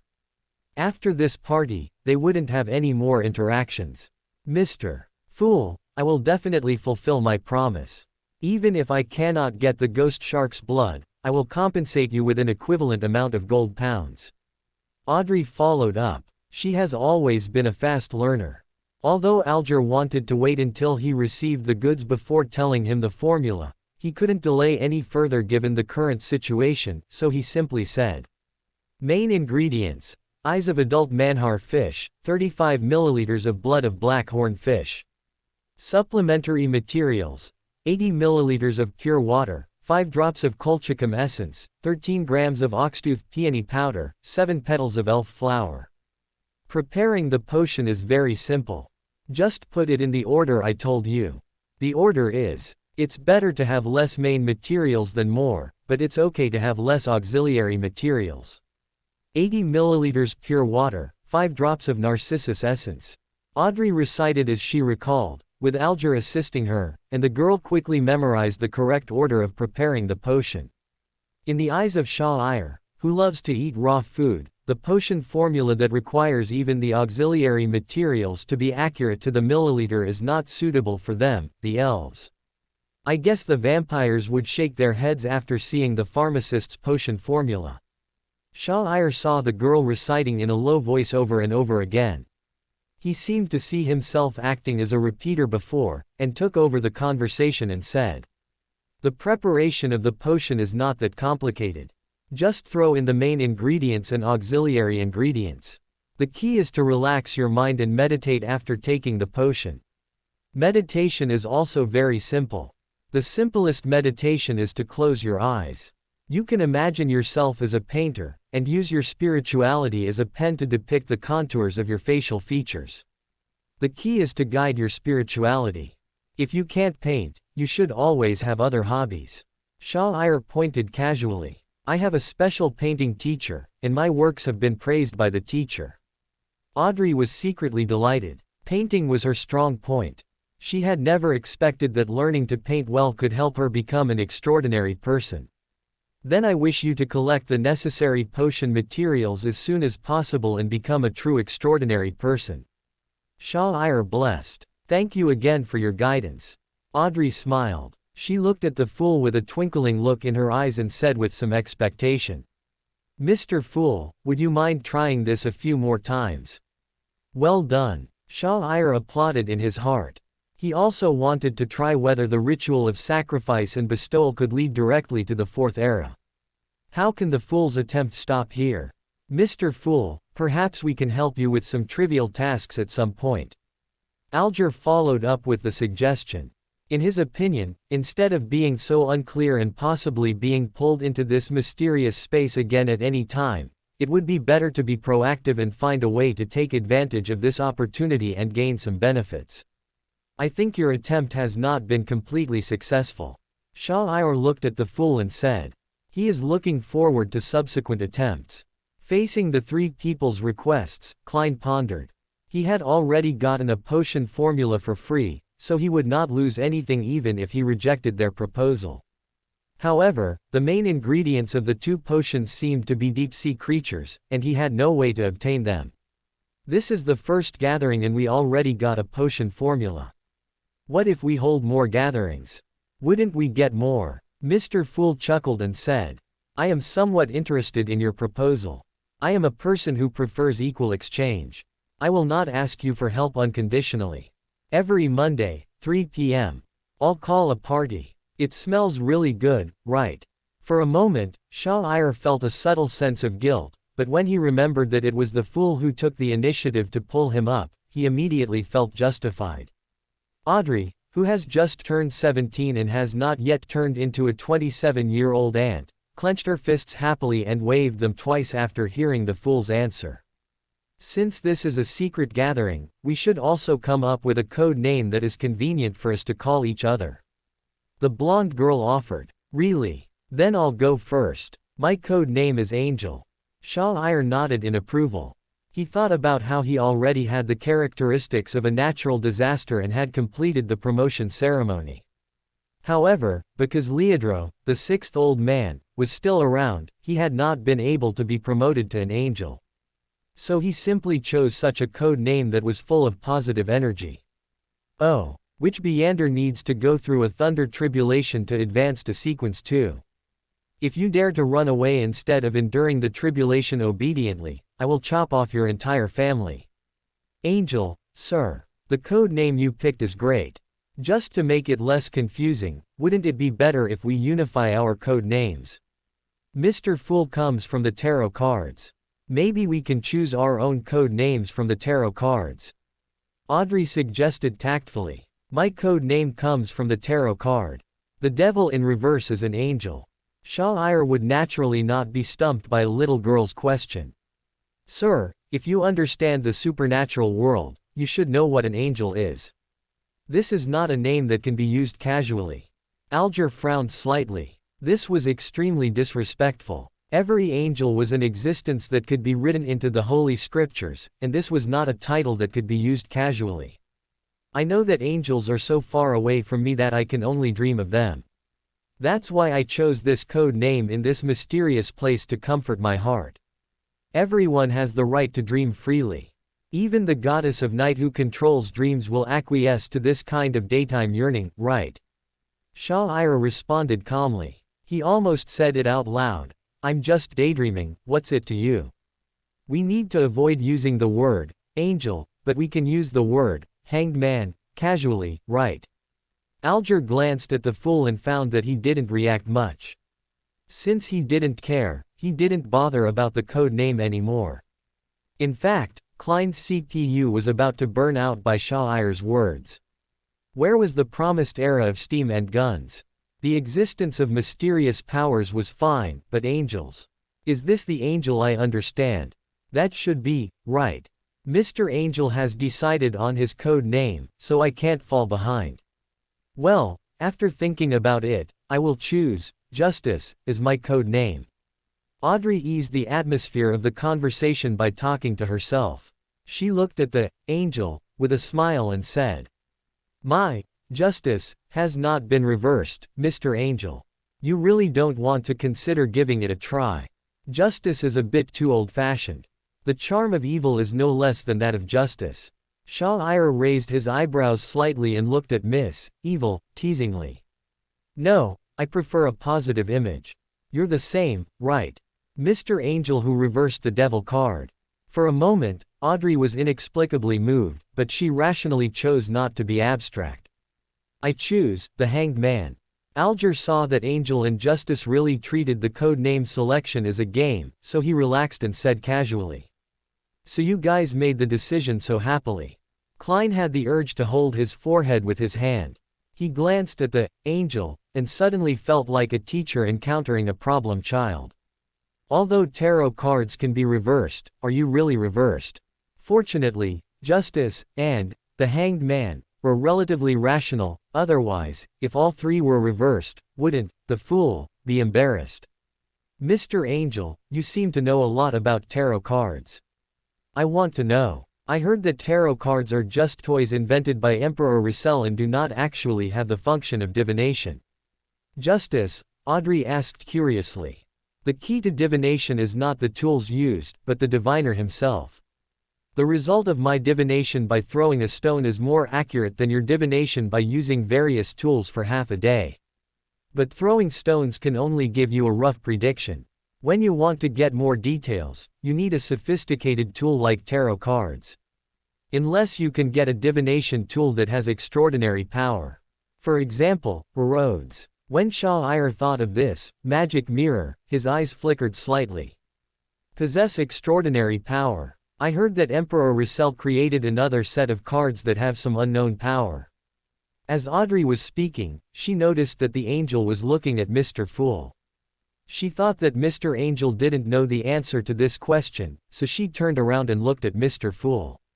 3, 2, 1. The corners of Shah's mouth slightly raised. He could already feel the subtle fluctuations in the gray fog space. As expected, Klein suddenly felt a headache. His spiritual power was already a little difficult to support at this point.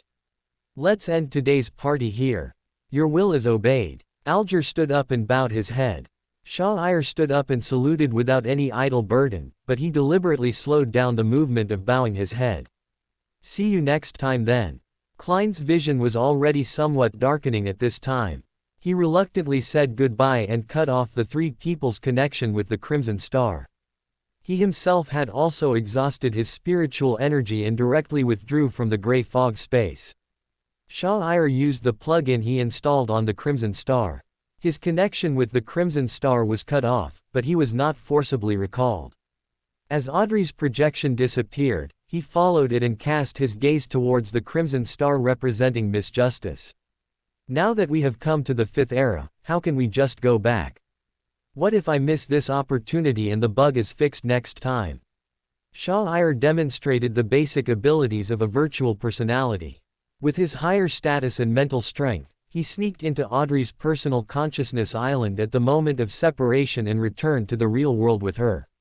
He didn't eat the spicy old psychic dragon's brain for nothing. Lowen Kingdom, Backland, Queens. Shah looked at the broken bronze mirror on the dressing table in front of her. She raised her hand, and the stars, shining with deep red light flowing on the back of her hand, illuminated the broken lens. The crimson glow gradually dimmed, and the bronze mirror in front of him returned to its original state. This ancient artifact, which could be traced back to the time of Solomon, was not destroyed at the beginning of a new era. Dad didn't lie to me. This mirror is really a treasure. An extraordinary item. The girl was very surprised. Audrey pinched her cheeks to make sure she was not dreaming. Her eyes moved and the corners of her mouth curled up a little. She couldn't help but stand up and lift her skirt to salute the air. The blonde girl danced the ancient elf dance, popular in the court in her room with light steps and a happy mood. But the girl didn't notice that her reflection in the mirror didn't dance with her, but instead shook her head slightly. That's not how the elf dance works. But it's a good dance. Shah commented as he looked at the dancing girl outside the mirror. He has no interest in staying in the other person's spiritual world. As a special virtual personality, he himself has the characteristics of a man in the mirror. Boom, boom. There was a knock on the door. Audrey's personal maid, Anne, came in after getting permission. She looked at Audrey and smiled. Which dress would you like to wear? I love the dress I wore for my 17th birthday. Audrey thought for a moment and said, no, that would make people think that the Hall family is in financial crisis. How can you wear the same skirt twice in public? Anne shook her head decisively. Shah was not interested in the private life of the noble girl. He raised his hand gently, and the surface of the bronze mirror glowed, creating an illusion and closing the world in the mirror. Are there so many Beyonders in the Hall family? Although there is no one who can fight. Shah no longer paid attention to the outside world. The strongest person in the villa was just a Sequence 6 Beyonder, and his existence could not be detected at all. What he needs to do most now is to replenish his spirituality and strength. He also needs to understand everything about this era. Eros. Shah drew a mysterious rune symbolizing Eros. His current spiritual body itself was filled with the power of the magic mirror, and it was impossible for him to not find this magical mirror. Sure. Is that you? In the mirror world, Silver elven runes appeared out of thin air. It's me. You know me. It seems that this is not a parallel world. Please send me a copy of the common language of the countries in the Fifth Era and various common sense. I will help me replenish my spiritual energy later. Can I ask, what happened? Where is I in this era? After Shah-Ir sensed the familiar breath, he spoke directly. You answered my question, now it's my turn to answer yours. This is the Fifth Era, about 2,500 years after the Age of Strife. You are the only one, there is no second you. Silver characters appeared one after another. Yeah, there's no me in this era. So I am dead. The age of the gods is indeed so terrifying. Shah-Ir's mood is relatively stable. Just die, it's no big deal. Eros was very powerful. The silver light enveloped Shah-Ir, and while transmitting data, it also helped Shah-Ir recover his spirit and spirituality. There is no other way. Only living extraordinary people can restore their spirituality on their own. Various spirits and undead can only rely on the power of the spirit world and the underworld to maintain their existence. He raised his right arm, which had become almost completely transparent, and began to browse some information of this era. Eros did not provide information about the Fourth Era, about what Sha'il would experience in the future of the past and the past of the future. Shah-Ir did not ask. He still had to maintain a certain respect for the unknown. Besides, wouldn't it be clear if we look at what happened in the Fourth Era and what happened in the Fifth Era? The former Archbishop of the Church of Evernight, in Zangwil, stole the Level 0 seal of the Church of Evernight, 008, and defected. Shah-Ir's mouth twitched when he saw the news. Did he die young? The current world structure of the Fifth Era is basically the same as what he knows. Could it be that he had not made any progress at all in the Fourth Era? I can't tell you where the pen is. Otherwise, it would know it. Eros saw what Shah-Ir was thinking, and new lines of text appeared. It has its limits and cannot answer questions involving the true God and uniqueness. If the angelic level is involved, it may also be noticed and the answers may be tampered with or obscured. It's okay, I know where it might be. At this time, Shah-Ir had some understanding. He might not have done nothing in the Fourth Era. Keeping certain known plots was itself a great advantage for a time traveler, wasn't it? It seems that I should be resurrected. If I had died in the Fifth Age, I must come back to life. Do you have any recommendations for resurrection vessels? Shah-Ir didn't have any good candidates for this, he could only think of taking over the body of poor Viscount Greylant. The light screen in front of him paused for a moment. Then a large amount of information was projected. Shah-Ir took a look and found that most of them were a list of inconspicuous characters who had just died of backland, and some of them were beyonders who had taken magic potions. Most of the information Eros provided was about young men from minor noble families and the middle class.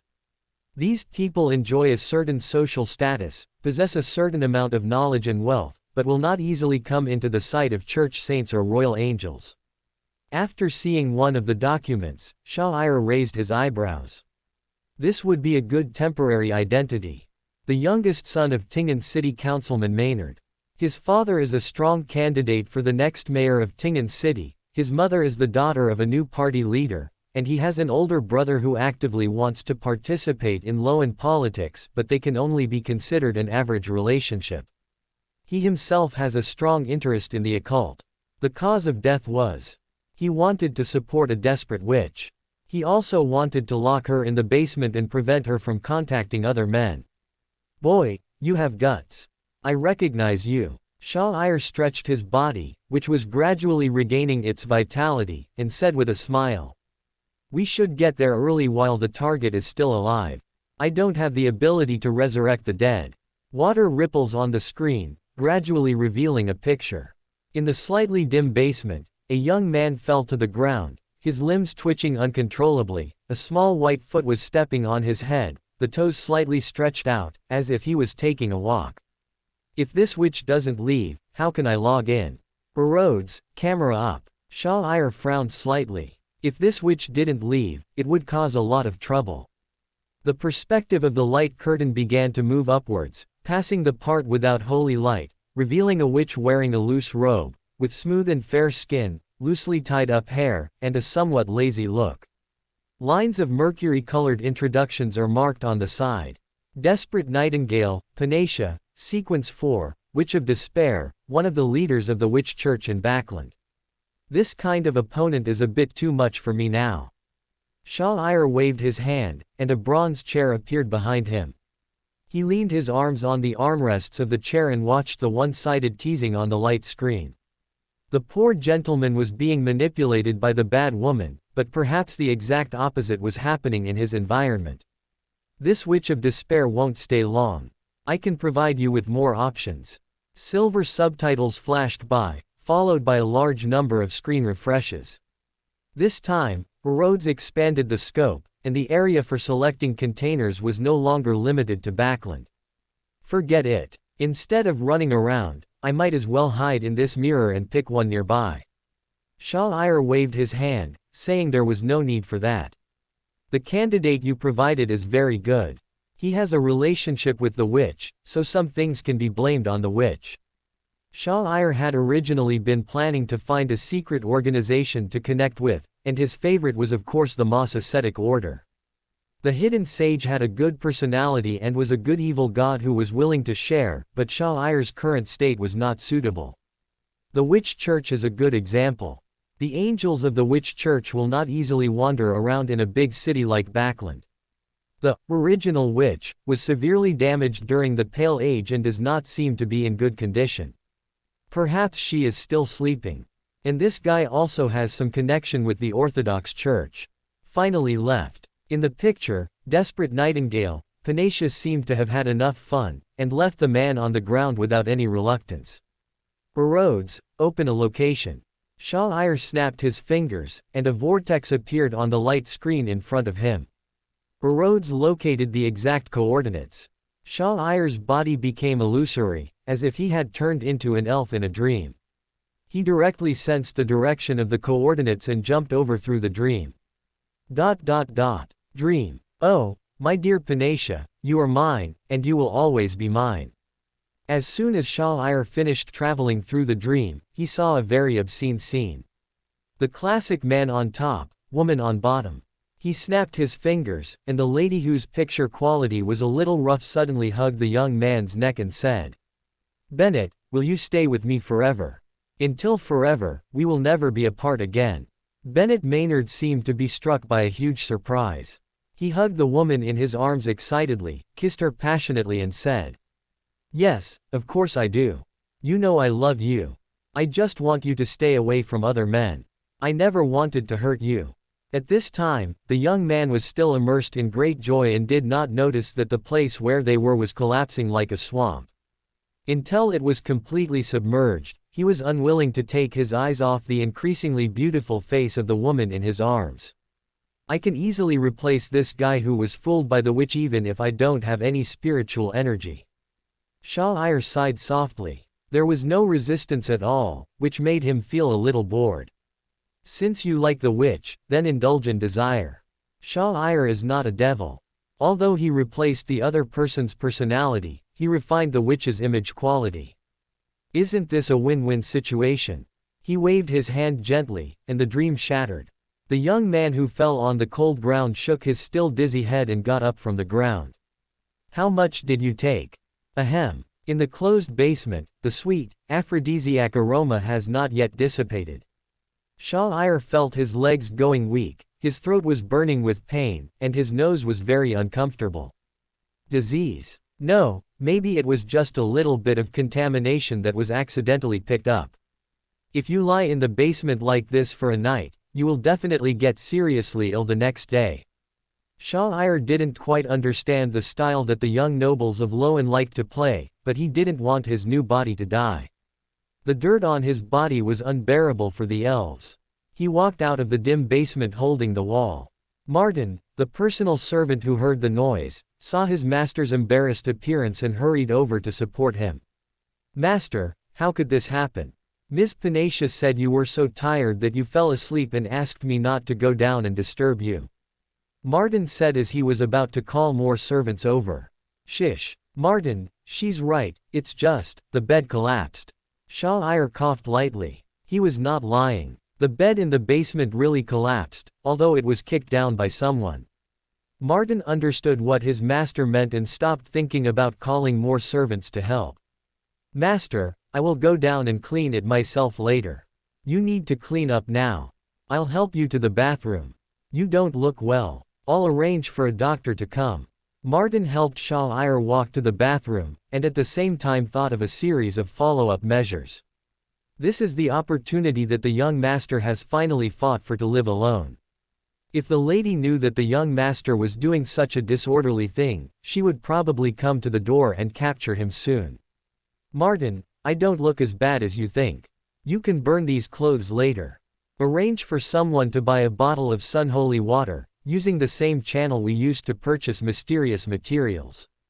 I heard that the holy water of the Church of the Eternal Sun is very effective in curing colds. When he reached the bathroom door, Shah no longer needed Martin's support.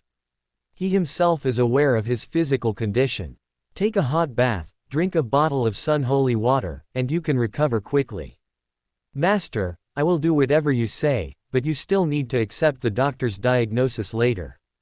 I will send a carriage to Cherwood to find a doctor with a good reputation. Martin thought that Shah didn't want Maynard's family doctor to know about his illness, so he proposed a compromise. After helping Shah put the water in, he hurried to arrange these things. The existence of such a personal male servant can really save a lot of trouble. Shah did not refuse Martin's kindness. After Martin left, he soaked in the bathtub and slowly closed his eyes.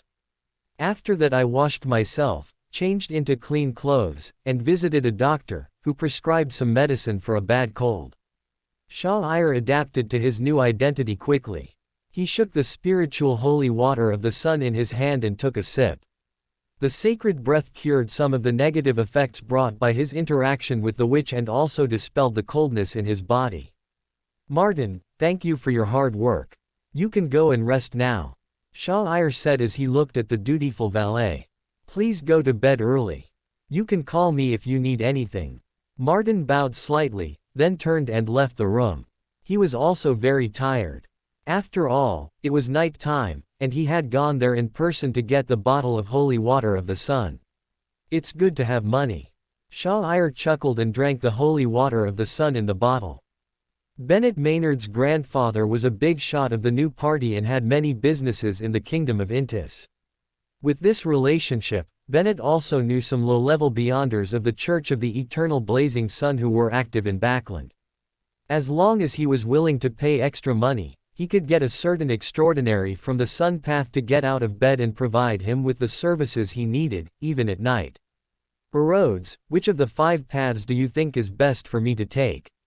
He threw the empty bottle in his hand aside and asked while looking at the mirror in the bedroom. The surface of the mirror glowed silver, and a strange and gorgeous rose blossomed. Make friends far away and attack those near. Then pray secretly. Shah nodded. He also wanted to take the hanged man route first. Although the real creator is crazy, his influence on the outside world is smaller in the god-forsaken land. Good night, then, Eros. He waved at the mirror and smiled. In the mirror, the black-haired elf also waved towards Shah, and the silver-white ripples turned into a line of elf language. Good night, Shale. 2,500 years ago. The Age of Strife. The elf saint, who had originally planned to continue slacking off, suddenly felt a little motivated. Is this a bug? Never mind. It's not important. Eros, please help me find something. Its name should be Grossel's Travels. If I find it, I can almost be promoted to an angel.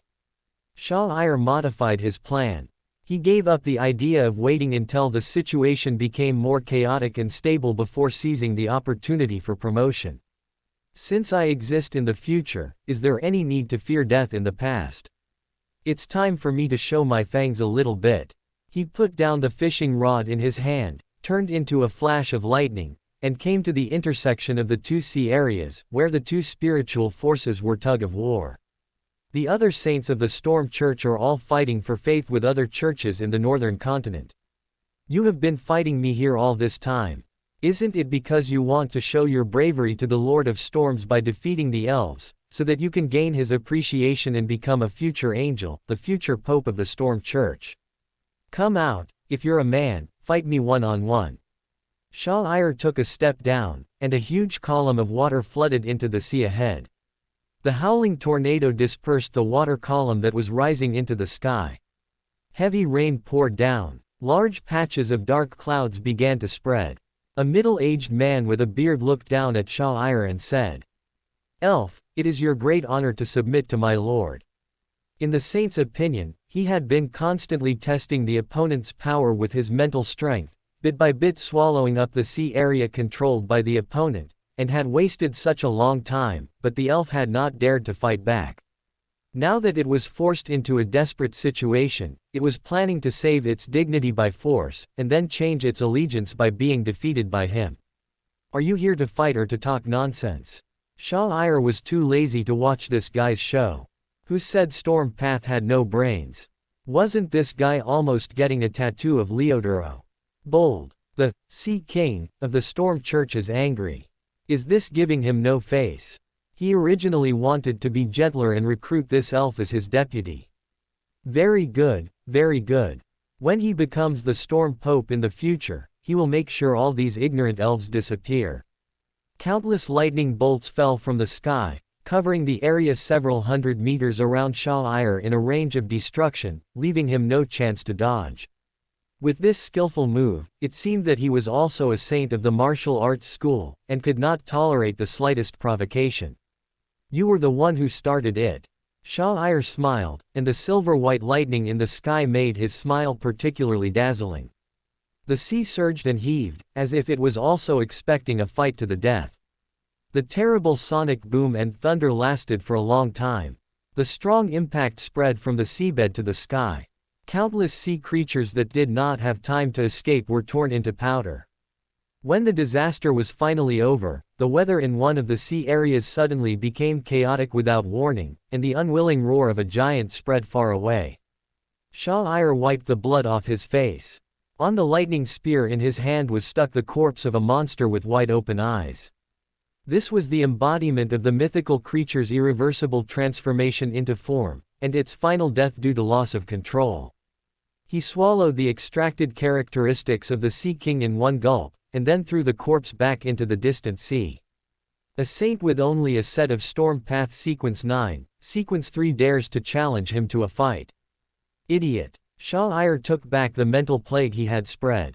He walked on the strong wind back to his fishing spot and picked up the fishing rod that was thrown aside.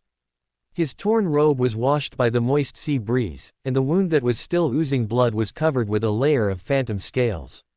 His hair became thicker, and the originally pure black hair color was also mixed with some blue. He also activated the mythical creature form during the battle, but he was able to hypnotize himself in advance, so he activated an incomplete mythical creature form, which could be closed again as long as it did not exceed a certain period of time. The pure Aquaman was not so lucky. Now that he has taken a portion of Aquaman's extraordinary characteristics, common mutations combined with the storm characteristics have begun to appear. After killing the Sea King who often came to cause trouble, the spirits of the elves became more cheerful. The faith on the Sonia Sea can still support the angels and saints of the elves. Shah-Ir stared at the sea in front of him in a daze, and a melancholy song began to sound. He did not struggle, allowing the song to take him into a dream. "You did a good job this time. That idiot wants to use us to curry favor with Leodro. Doesn't he think about why other Sea Kings only dare to spread their faith in the northern continent?" The elf queen, Gao Shinam, appeared and praised. She was wearing an intricate long dress, her eyes were deep and her facial features were delicate. Although she did not do it deliberately, the majesty of a superior could not be concealed. This is the characteristic of the storm path, which is naturally more sensitive to those in power. He's actually not stupid. He's also afraid of you and afraid of pushing the elves into a corner, so he has been slowly testing our bottom line. He has the Lord of Storms and the Church of Storms behind him. He can slowly squeeze our living space and force us to retreat to increasingly remote sea areas. It would be even better if he gets injured during the battle. That would be his merit for promotion in the Church of Storms in the future. He just didn't expect that I could really kill him, that I really dared to kill him. Shah-Ir lowered his eyes slightly, intentionally concealing the madness and brutality that had not yet dissipated from his eyes. His mental state is only relatively good, otherwise he wouldn't have to keep fishing to stabilize his mind. The advantages and disadvantages of eating more characteristics are obvious. You killed that Sea King in a one-on-one fight, and Leodra wouldn't be so shameless as to attack you. But you should also know that once the first angel, the first natural disaster, and the first pope are born in the Church of the Storm, that angel will come to you to settle today's account. I can help you block the future angels of the Church of the Storm, but if that happens, Leodra will probably have to do it himself. The Queen of Disasters, Gao Shinam, slowed down her play with the golden wine glass, looked at Shah-Ir and spoke rationally. He is not afraid of the future natural disasters of the Storm Church. Even if they are all sequence 2, there is still a gap between angels and subordinate gods. With his help, Leodra will most likely take action, and the Elf Queen still has some cards to her name. Leodra disdained to look at Shah-Ir straight in the eye, but he would definitely not hesitate to attack the Queen of Scourge, and also AoE the Elves settlement. I know. But, the speed at which the first angel of the Church of Storm was born was definitely slower than mine. The future Pope of the Storm Church wants to settle accounts with me, so I will go to the northern continent to play with them. Shah-Ir said calmly. If there wasn't the Lord of Storms above his head, he would have been promoted to an angel long ago. Have you found the characteristics of natural disasters? Seeing Shah-Ir's calm reaction, Gao Shinam no longer had a serious attitude. Found it. It comes from a former elf god. Shah-Ir didn't hide it from Gao Shinam, there was no need. The one that the king didn't take back. Gao Shinam obviously thought of something, and there was a hint of sadness in her expression. You should know that that characteristic has been contaminated by something from underground. I can find a way to separate out a portion of the natural disaster characteristics. Gao Shinam knew the horror of underground pollution. The elves had paid a heavy price in order to solve the underground problem once and for all. If you're talking about characteristics below sequence 2, then I believe it. But you are only a sequence 2. Even if you can accommodate multiple copies of sequence 2 servant gods, you still can't do this. I know of only 4 ways to extract the same pathway. The first is the separation of flesh and blood from the sun path. The second is to separate characteristics by means of reproduction. The third way is to steal by the power of theft. The fourth is death. No matter which method is used, it must be an angel-level power. As it happens, we have nothing to do with any of them. Shah-Ir didn't believe that Gao Shinam knew more than himself, a time traveler. Each method of precipitation characteristics corresponds to a pillar. It is possible that Gao Shinam has tasted the sequence 2 characteristics of the White Tower and the Visionary Path, but he has definitely not tasted the sequence 2 characteristics of the Sun Path and the Hanged Man Path. Not to mention the others. You should know that the elves have a natural, according to humans, a level 0 seal of the Mother Path. It's not a sacrifice to me. Even though the elves have the protection of me and luck, fewer and fewer elves can grow up, let alone grow to the level of angels. Although I don't want to admit it, the fact is that humans are developing much faster than us. Gao Shinam said with a cold snort. It's just that there are so many of them. Shah-Ir shrugged. The elves are being oppressed more and more severely. You are the most promising elf of the new generation. Your existence is a role model and hope for many elves. What Gao Shinam said was quite sincere. Shah-Ir was indeed a role model for many elves. His existence and his growth could inspire more elves to maintain their upward vitality. Moreover, in Gao Shinam's opinion, using the seal is not really a sacrifice. Shouldn't the difficulty of my promotion to an angel be that the noise is too loud and I could be easily killed by the Lord of Storms? The God of Luck can help you cover up your fate, at least it can save your life. Gao Shinam was stunned for a moment. She didn't expect that Shah-Ir had been struggling for so long just over this issue. God of Luck, is he reliable? Sha'ir is not a person who does not trust the character of the god of luck, but the god of luck is only a sequence 1. Wait a little longer. Sha'ir still planned to wait and find Grossel's travels first. The world in the book played a big role. The magical items left behind by the fantasy dragon are, to some extent, more reliable than those of sequence 1 archangels. In this way, if the Lord of Storms really comes to destroy the family without moral principles, Sha'ir can still take the elves and migrate away. I won't have to trouble you to get pregnant again. As long as there is no direct contact with the ground, the impact of secondary pollution will not be that serious, otherwise the sun god would not have waited until recently to fall. Proper pollution is actually a protection against disgusting abilities such as mind reading. Sha'ir's attitude is very free and easy. All 5 sequence 0s were not contaminated to death, so is it the turn of the small shrimps below. Mind reading is just a very basic extraordinary ability. You can read minds, right? Since you are unwilling to accept my kindness, what should I call you? Seeing that Sha'ir was reluctant to accept her, and with the help of the god of luck, she was not very careful in hiding her secret, so Gao Shinem simply stopped pretending and her eyes gradually became sharper. My last name is Shah. You can call me Shah Ran or Shah Buran. Now I'm Sha'ir. I'm a native of the Western continent.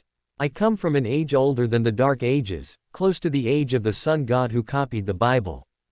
Inexplicably, I awakened to my past in that war of gods. Now I just want to live well and take care of my fellow elves who share the same origin. Now, are you satisfied, Queen? Queen? Shah Ran raised his head and looked at Gao Shinem with a bright smile. It seemed that he was very familiar with introducing himself and had no discomfort at all. Is there anything shameful about his identity? He is a time traveler. He traveled through time from ancient times, it's real. You and the sun god are from the same era. Gao Shinem was slightly stunned. This was a little beyond her expectations. She knew that this young elf definitely had a secret, and he did not believe in himself like other elves, but she only thought that this was a challenge to authority by the new generation. She did not expect Sha'ir to drop such a big bomb. It's incredible, isn't it? He was born as a dual-path true god, and I'm not even an angel now. It would be a lie to say I'm not envious. You don't need to ask about our time. In our time, the extraordinary had not yet appeared. Sha'ir didn't plan to keep pretending. Aren't the old ones a positive buff? What was he hiding? Are you blaming me for forcing you to tell your secret? Gao Shinem said in a strange tone. My dear queen, you think too much. Appropriate honesty is the basis of trust, isn't it? We are all elves. If I want to tell you something, I will tell you even if you don't ask. If I don't want to tell you something, I won't care even if you ask. I can see that you have doubts. You think that my refusal of your help means that I am dissatisfied with you or that I don't trust you enough. Well, it is true that we don't trust you enough. After all, you are just angels, and the ones who might attack us are gods. That's why I'll be more careful. But I still trust you. The elves only have this much wealth, and they can't stand a few more blows. Let's be steady and develop slowly. Sha'ir seemed to have opened up a chatterbox. He waved his hand and called for a chair to sit down, then chatted happily with Gao Shinem. He wasn't a very serious person to begin with, so wasn't this good? Was he going to be the second Klein? Alone, stepping onto the highest throne. I didn't expect you to be so cheerful. Gao Shinem also sat back on the throne. She looked at Sha'ir and asked with interest. She really didn't expect that this elf, who always held a fishing rod when she saw him, would talk so much. Are there any introverts among us elves? As Sha'ir spoke, he pointed at his body. To be honest, it hurts. Sha'ir feels great when fighting, but he feels the pain after the fight. He had to consume his opponent's Aquaman characteristics right after the battle and when his mental state was not stable. In addition to completely drawing the hatred of the Storm Church to himself, he also wanted to increase his strength a little more. In terms of combat skills alone, the current Sha'ir is really no match for the dead Aquaman. He can only work hard on his basic stats. You are the first elf to cry out in pain in front of me. Goshenam then played with her golden goblet. I am cooperating with your psychological treatment and spiritual counseling for me. You dragged me into the dreamland right after I came back. Aren't you worried that I would lose control? Shah-Ir shrugged and said. He is not an ungrateful guy. This is an angel who can take the initiative to help him heal his mental health, which is much better than Shah-Ir's self-healing. You adjusted quickly, Gao Shinam said with some relief. People of our generation are good at withstanding stress. Shah-Ir said casually. Are you interested in telling me? Gao Shinam looked over and said in a playful tone. Next time, my fish is hooked. Shah-Ir grinned at Gao Shinam, and his whole body disappeared, leaving the dream. He pulled the fishing rod in his hand hard and pulled the guy up from the bottom of the sea with brute force. HMPH. The Queen of Disaster snorted softly and disappeared along with the illusory dream. The Fifth Era. Backland, a mansion in the West District. Shah-Ir has already prepared the potion for the Sequence 9 secret prayer. Little Maynard has always been a fan of the occult. Now that he has grown up, he has moved out to live there, so of course he has no shortage of basic occult materials. The magic potion materials of the secret praying people are also easy to collect, and the Aurora Society is not like the Orthodox Church, which strictly controls the methods of obtaining them. Anyway, no matter who you were before taking the potion, after taking the potion, you are a believer of the Lord, and we are all one family. The ability of the secret praying man seems to be of no use to me. Shah-Ir muttered to himself. He was used to going up to the sky and down to the earth, rubbing lightning with his hands, and calling the wind and rain. He is still a little uncomfortable with opening a new account. It tastes quite sweet. He took a sip and then drank the whole potion. He didn't feel anything special. A Sequence 9 potion couldn't even make him hallucinate. This potion contains a lot of knowledge, but it was all added by humans later, such as the name of the real creator, the Angel of Destiny Ouroboros. Once you read it, there will be no turning back. Why does it feel like a scam link? Shah-Ir was speechless. From his perspective, more than half of the knowledge provided by the potion would be contaminated if one tried it. This is also normal, since all this knowledge is summarized by the true creator and his believers. Eros, is there anything fun?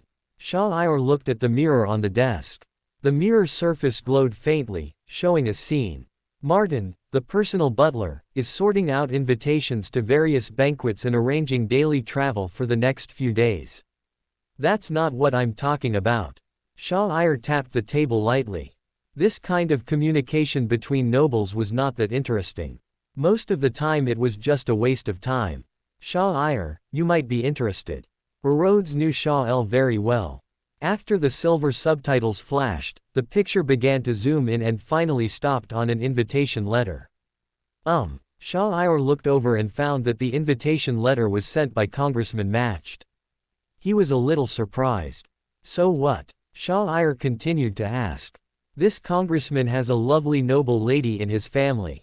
Eros's subtitles became a little naughty. Who made you like this? Me. You really know me well. Shah-Ir clapped his hands lightly and decided to enjoy the life of a decadent noble and offer his loyalty to the gods of the fallen realm with his own actions. But is my current reputation good? I'm playing in the basement, but I can still get an invitation to the dinner. Although Congressman Matched is also a member of the new party, if Maynard Jr. had a bad reputation, he would not have been invited to such a more intimate dinner. The witch chose to keep it secret. Shale inquired. The lady was just playing around. She didn't want to draw your mother's attention and disturb her later. The magic mirror Erodes gave the answer. Even a witch didn't want to kill nobles one by one in Backland according to their family tree.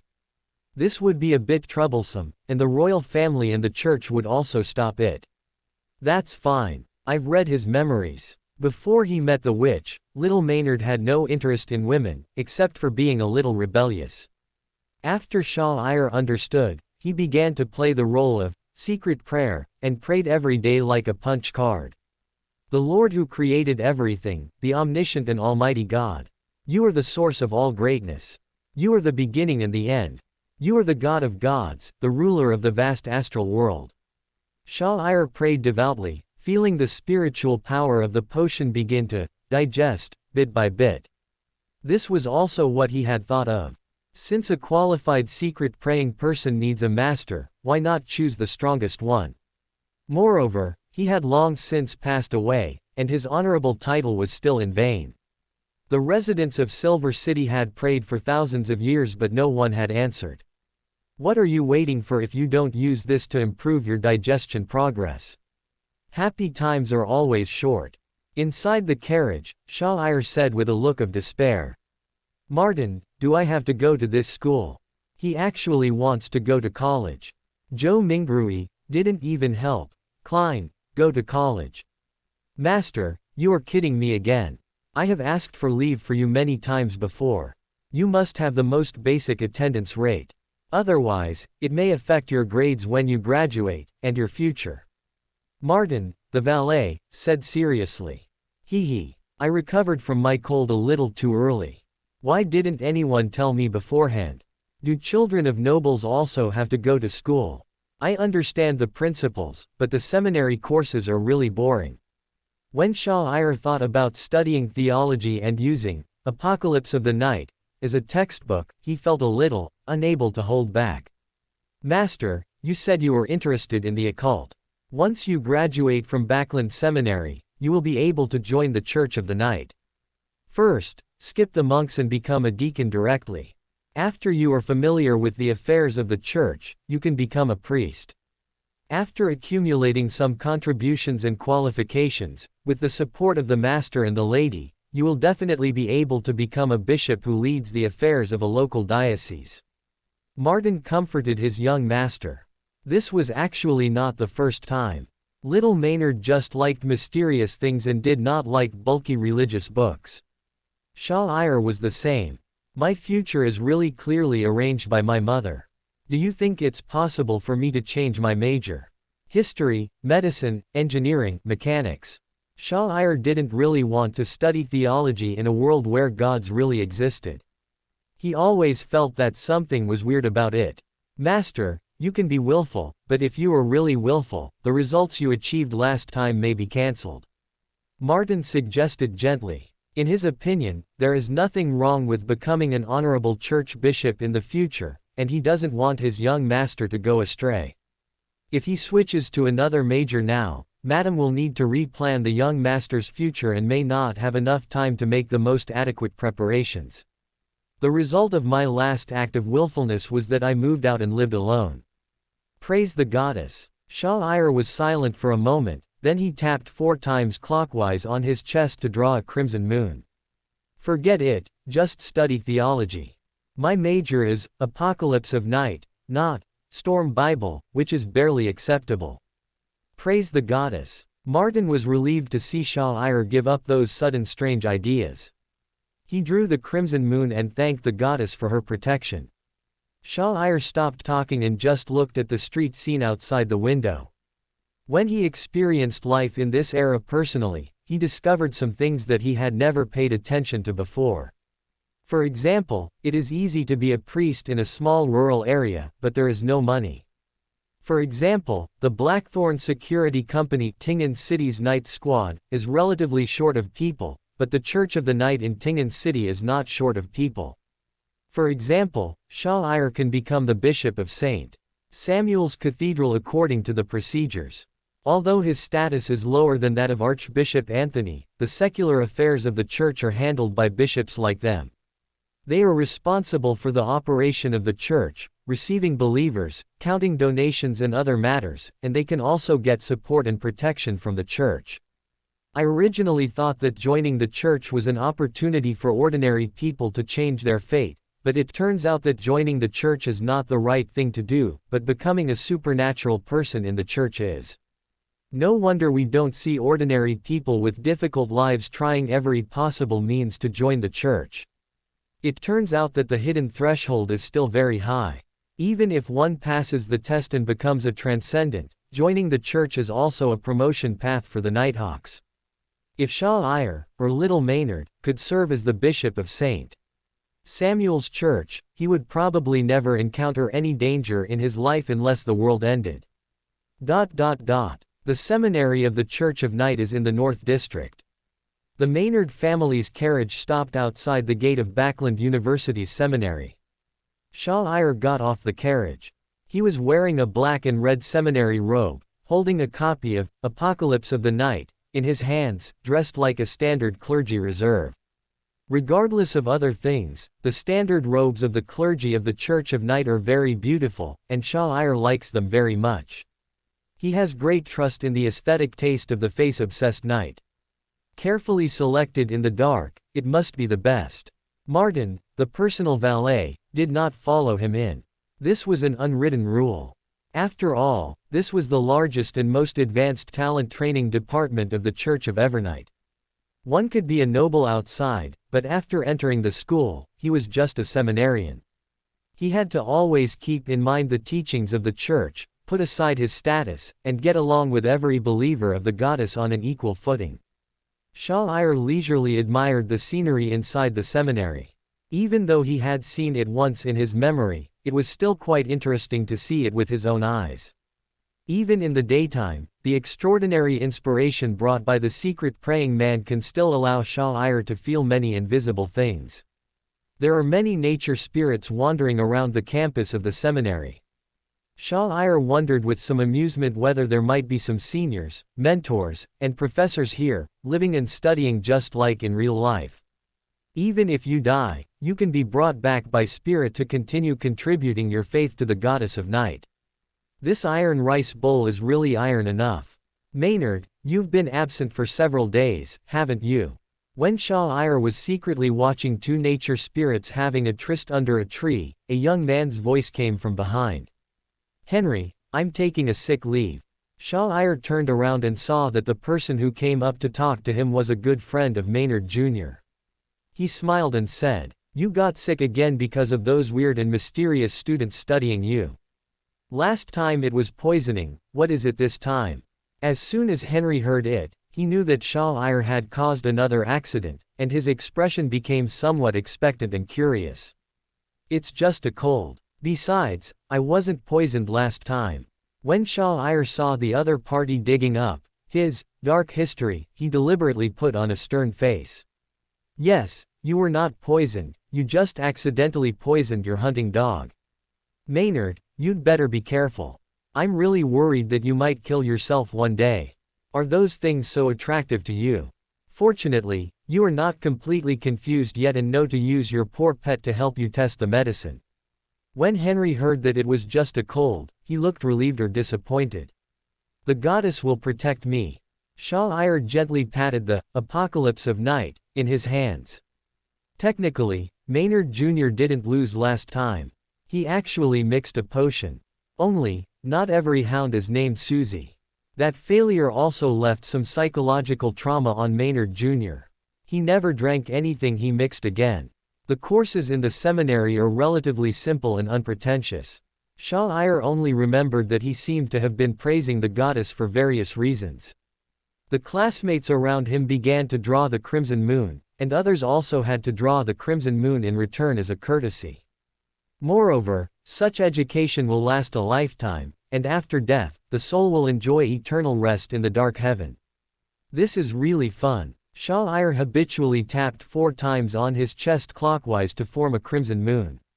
Praise the goddess. When Martin, the personal servant, saw Shah-Ir's actions, he smiled knowingly and nodded his chest 4 times in praise. Shah-Ir. "Master, you have an important dance to attend next Saturday. It was invited by Congressman Matched." Martin saw that Shah-Ir had opened Apocalypse of the Night, and seemed about to immerse himself in it. He ordered the coachman to slow down and drive the carriage steadily. After Shah-Ir closed the book, he reminded him softly. "You could have said it earlier. I'm just daydreaming. Is there really anyone who would be so devoted to the story of the goddess of night saving the world?" "Martin, if I remember correctly, Congressman Matched's political stance is to support improving the atmospheric environment, right?" Shah-Ir thought for a moment and said, "You remember correctly, Congressman Matched supports the establishment of an air pollution committee. The environment in Backland is getting worse and worse, and there are more and more voices of dissatisfaction. Martin couldn't help but sigh when he thought of the increasingly severe smog. Of course, what he said was still rather euphemistic, because the Maynard family, including the political forces behind it, also runs a factory. Although they participated in politics, opened banks, and were involved in colonial trade, they also opened factories. Shah smiled. Congressman Matched was also a member of the new party. He charged forward shouting slogans for air pollution control and was able to win a lot of votes for the new party.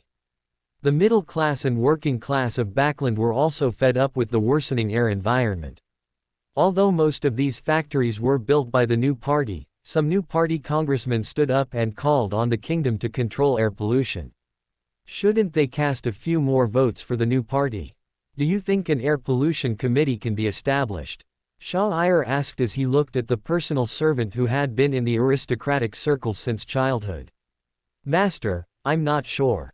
Martin said after a moment's hesitation. Why? Shah asked curiously. Because the conservatives started building factories, too. They have land, people, connections and money. Martin said directly. This is no secret, as many members of the new party have privately ridiculed the conservatives' behavior. Although there are many bankrupt conservative nobles, most of them are small nobles. Those conservative nobles with stronger background can also participate in these industries if they grit their teeth and get together. Oh.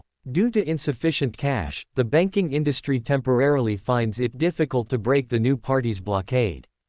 The amount of land resources is huge, so why not start from there and make some money?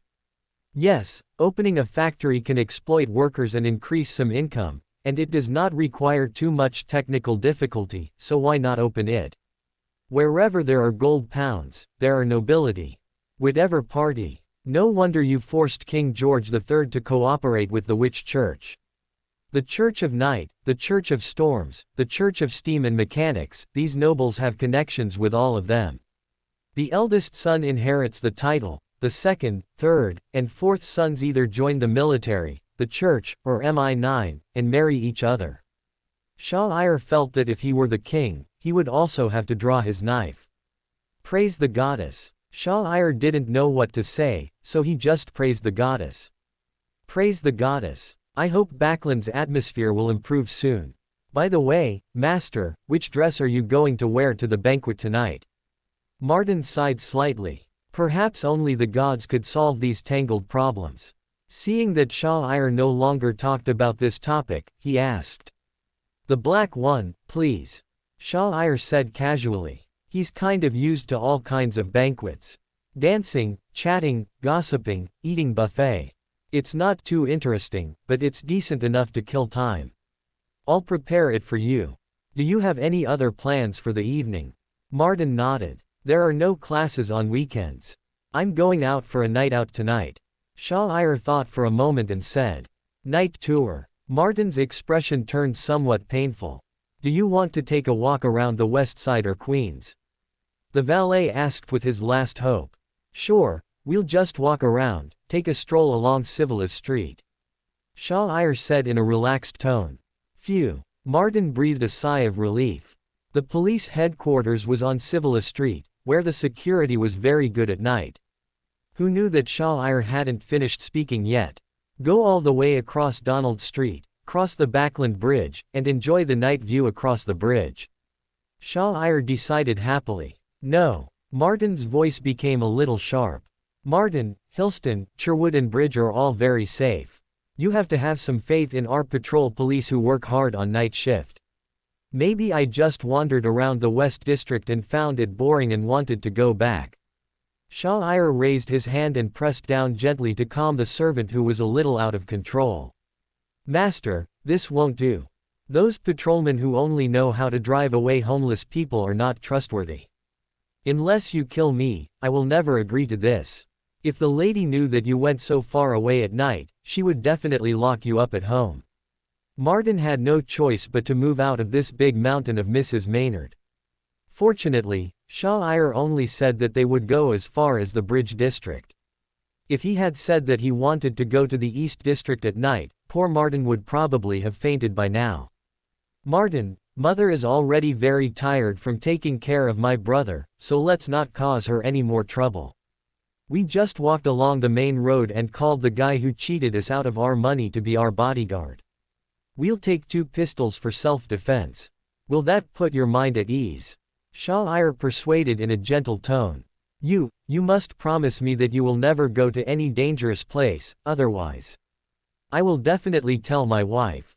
Martin gritted his teeth, and after a long psychological struggle, he finally chose to compromise.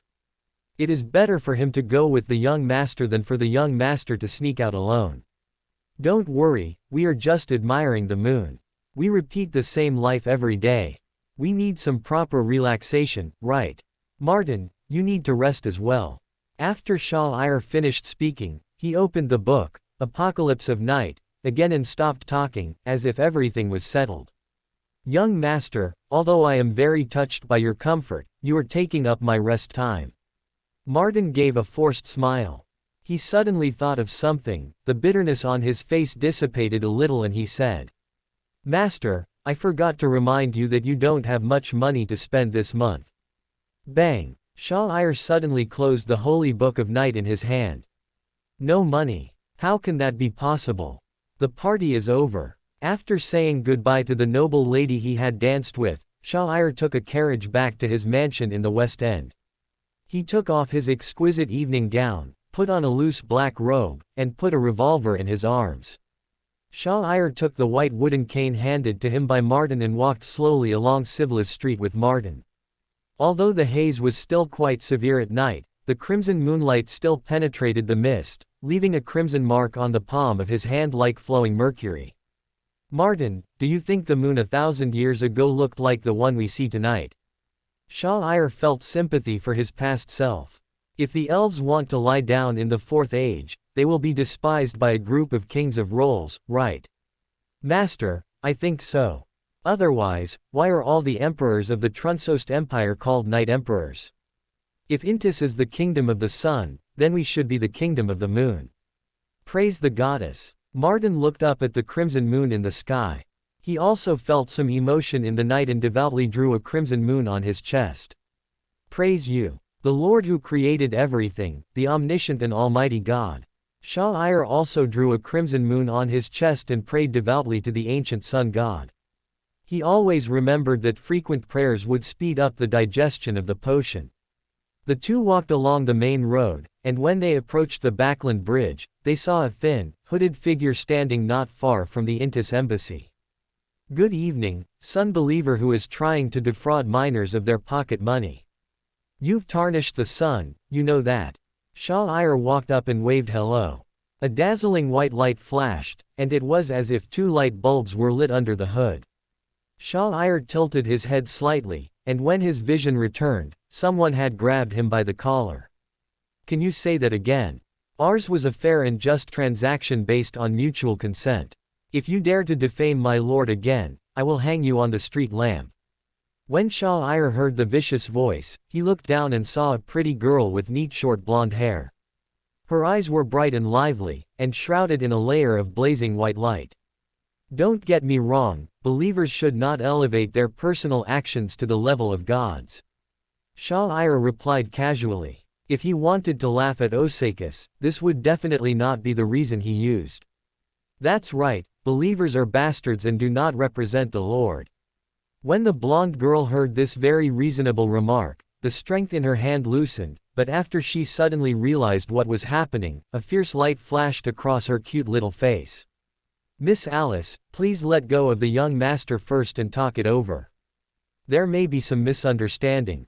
At the critical moment, the loyal Martin rushed forward to separate his master from the extraordinary person in front of him. Last year, I was only 17 years old, and you, a profiteer, sold me so many things at high prices. It's fine if you don't feel ashamed, but you actually have the nerve to get angry. You are hopeless and have such poor character. Shah adjusted his collar and spoke in a tone that lamented the suffering of the people. Master, I beg you, please stop talking. Martin tightly blocked his eyes as Alice, who was about to spit fire, even had a hint of crying in her voice. This is your bodyguard tonight. How could he start scolding the bodyguard right away? Get out of the way. Alice pushed Martin, who was in the way, away and walked towards Shah, who was not affected at all, with a menacing look. Walking and talking, Shah pointed at the Intis embassy and the Backland bridge and said.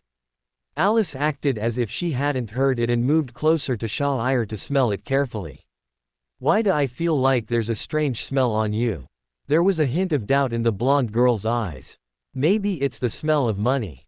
Shah took a step back calmly, putting some distance between himself and the praying light seeker from the Church of the Eternal Sun. Hee. Alice didn't dwell on this issue. She grabbed Shah's robe and walked towards the bridge. It seemed that she didn't intend to continue wasting time here and was planning to have a good talk with Shah. Tell me how I cheated you out of your money. If you can't explain clearly, I'll push you off the bridge. As she walked, she turned back and glared at Shah fiercely. How much are those potion ingredients? How much are you selling them to me? Shah shook his sleeves, pulled the cuffs of his robe back from the other person's hands and said. The main material of sequence 9 is only about 150 pounds, and the potion formula is about 200 to 300 pounds. This guy can double the price if he sells it to himself. You think it's too expensive? If you think it's too expensive, don't buy from me. What I sell to you is at least the real thing. If you spend money and buy a fake, you can go back and cry. Besides, those are local specialties of Intis. Don't you want to pay for the shipping fee? Alice said confidently. Not only did she not back down, she even became angry. This idiot noble from Loan, I gave you the potion formula and the ingredients. Since you were a pleasing guy, I wanted to make you a glorious sun believer. But you actually fed the prepared potion to the dog. That's fine, it's also nice to have an extraordinary pet. Did you think the hunting dog was poisoned and had someone bury it? How dare you come to me to return the goods afterwards? How can Maynard Jr. explain to the public if he doesn't say he was poisoned, and how can he ask you to return the goods?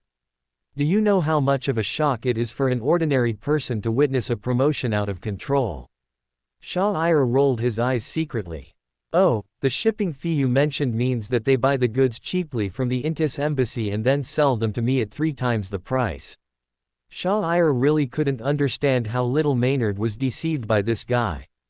Forehead. Alice's expression froze for a moment.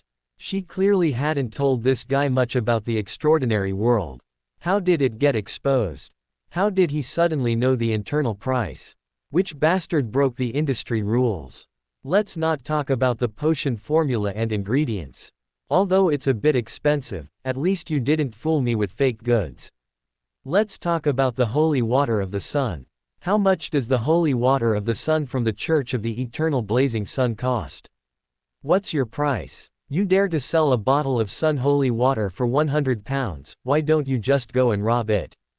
Shah thought that by drinking a bottle of cold medicine, he drank up 1/10 of the monthly pocket money of the rich woman Audrey. He couldn't help but be a little surprised. Master, am I overpaying? What was the original price? Martin, who had been silent, couldn't help but ask when he heard this. He thought that after all, he had been working with Alice for more than a year, and this holy water of the sun was said to be able to cure diseases, exorcise evil spirits, drive away the cold, and purify resentful spirits. It should be worth at least 50 pounds, right? He could still accept Miss Alice doubling her salary. 10 pounds. Shah said a number that made Martin stumble. Martin looked at Alice in disbelief, as she turned her head away guiltily. We've known each other for a year, and you actually increased the price tenfold for the goods I picked up in person. We have known each other for almost a year, right? You sold my stuff for 10 times the price. Martin didn't know what his exact mood was at the moment, probably his heart was broken. How can it be so cheap? That's holy water. You know what holy water is. It's the holy water of the sun. Alice blushed and continued to argue. I am just a sequence 8 prayer of light, not a sequence 7 sun priest. I don't have the ability to make solar holy water. I will arrange a ceremony and pray to the Lord in order to provide you with the best holy water. Can holy water blessed by the Lord be priced the same as ordinary holy water? You came to me late at night to ask for the goods, shouldn't you give me some compensation? Alice's very reasonable words made Martin feel a little better. Because you're not good at cooking, you sell it at a higher price than others, right? Shah nodded thoughtfully. My food. That's better than you, a guy who can't even raise a dog. Alice felt that she had been humiliated for no reason. She was already one of the best among Sequence 8. Alice, I'm a little curious. Shah was not angry. He reached out and lifted a corner of the collar of the girl's robe, looking at the simple linen petticoat underneath in surprise. What did you spend the money you cheated from me on? If you had just changed into some nicer clothes, we wouldn't have been fooled by you for so long. This guy's austere lifestyle really made Maynard and Martin think that he was a virtuous ascetic. This is what my mother made for me. Also, your behavior is considered harassment no matter where it happens, right? Alice rolled her eyes at Shah and said. She casually slapped away Shah's outstretched hand. This is a robe to wear outside, not a skirt. The clothes inside are your outer clothes for normal travel. Besides, you pulled my sleeve and tugged at my collar, and I didn't say anything to you. Shah said casually. Then we're even. Alice shook her hair and said generously. She was a girl from Intis and didn't really care about such things. Master, this is not in accordance with the etiquette of the nobility. You shouldn't be so rude to Miss Alice. Martin followed behind and advised. As the three of them were talking, they had already crossed the bridge and walked a long way. Am I being rude? Shah looked at Alice and asked. Be more confident. You're pretty good except that you're a bit annoying. Alice patted Shah's shoulder. She didn't know what was polite or not. There was no such thing in the countryside. Master, you are a noble. Martin looked at his young master's current condition and tried to persuade him helplessly. You need to pay attention to your family's image. Martin didn't say it because Alice was there. Now, Martin, don't be so sad. Although my father, mother, and brother are nobles, I am not a noble. I am just an ordinary believer of the goddess. Shah said it very bluntly. Senator Maynard's future title and political resources will all belong to the eldest son, and he has no title. Why not serve the goddess well? Tell me, are you already a sleepless person now? Is that why you couldn't sleep at night and asked me to go out for a walk? Alice felt a little disappointed with him. She almost tricked this guy into becoming a praiser. I don't understand what you're saying. Shah began to play dumb. He was a little curious now. If little Maynard really became a singer, could he still get the position of bishop in the internal system of the Church of Night? What are you guys doing? At this time, a group of patrol police wearing black and white uniforms and leather boots came over after hearing this. What is he talking about? Alice looked at Shah with a confused expression. Shah glanced at Martin, and Martin understood. He showed great professionalism and stepped forward to send the group of patrolmen away. You're amazing. You dare to come to Backland without even knowing Lonus. Shah admired. You think I would come to such a far place if I couldn't make money back home? Alice wrinkled her nose when she heard that.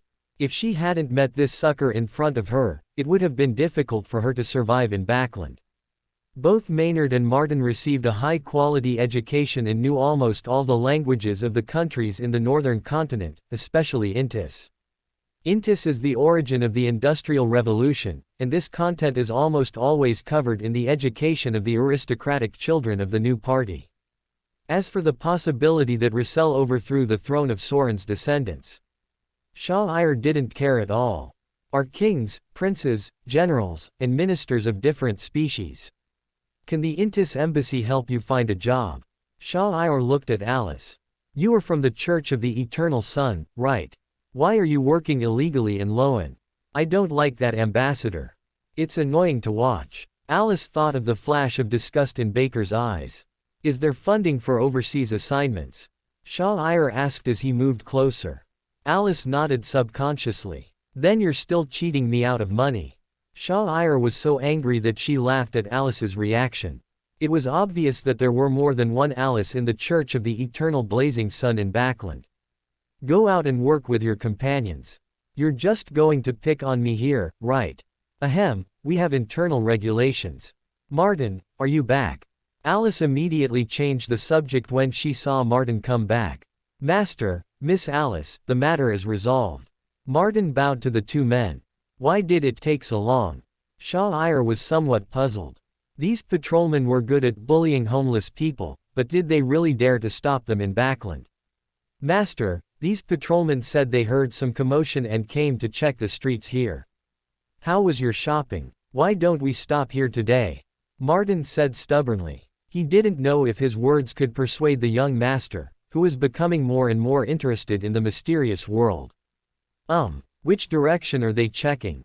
Shah Ayar asked directly. There. Master, let's not disturb these patrol officers on patrol. Martin first answered Shah Ayar's question, and then persuaded him. You're right, let's change direction. Shah Ayar nodded and walked towards a street that gave him more inspiration. The shadows cast by the buildings there seemed to him like wild beasts hiding in the dark, oppressive and dangerous. Come on, it's my treat, let's go to a bar and have a drink, then we'll go back. Okay, I'm a little hungry. Alice followed without hesitation. I didn't say I'd treat you to a midnight snack, did I? Shah Ayar looked at Alice and said. I didn't ask you to treat me, did I? Alice's pace was even faster, and she surpassed Shah Ayar at one point. Martin watched the two people almost walk away and hurried to catch up.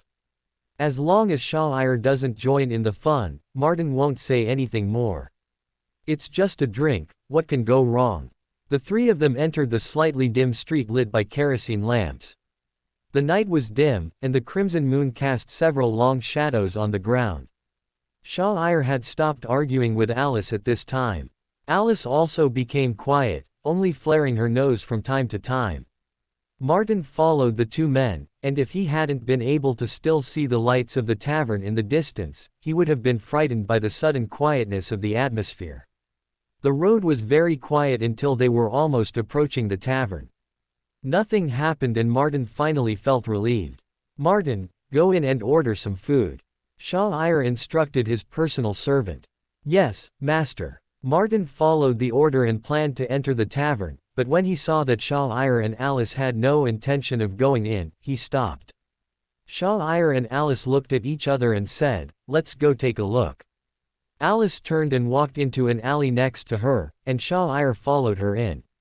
Martin, who was standing there in a daze, turned pale and blue in his face, but he still followed the two of them. The environment in the bridge area is very bad. Even at night, you can hear the hum of machinery coming from the factory and smell the stench of industrial wastewater in the air. But amidst this foul stench, you can vaguely smell a fishy smell, which is the smell of blood. Shah Ayar pulled Alice in front of him and made a gesture of embracing the sun. Alice understood and clasped her hands together in a praying gesture. The darkness in front was illuminated by golden light. A monster covered with black hair and blood had approached the three people. Suddenly losing the protection of darkness and being illuminated by the golden light, it covered its eyes in pain and was about to let out a shocked and angry roar. Shut up. Shah Ayar raised the birch cane in his hand, inserted the tip of the cane into the other person's open mouth, and conducted a thorough nucleic acid test on the other person. This silenced the werewolf's roar and it let out a whimper of pain. Go to hell. Alice had already rubbed out a golden illusory flame with her hands.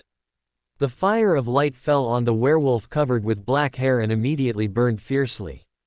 Shah Ayar pulled back his cane, picked up a beer bottle that someone had thrown from the ground nearby, and hit it on the head again. Bump! The werewolf with golden flames burning all over his body fell to the ground, trembled twice, and then became motionless. Master! At this time, Martin, who had just recovered from the stimulation of the strong light, had no time to be frightened before the situation here was over. Werewolf, that's it. Shah Ayar pointed at the revolver that Martin had hastily taken out and pointed at the body on the ground, and said. We didn't even draw our guns. There are really werewolves in this world. Goddess, we actually hunted a werewolf. Martin, who was also a young man, became excited at this time.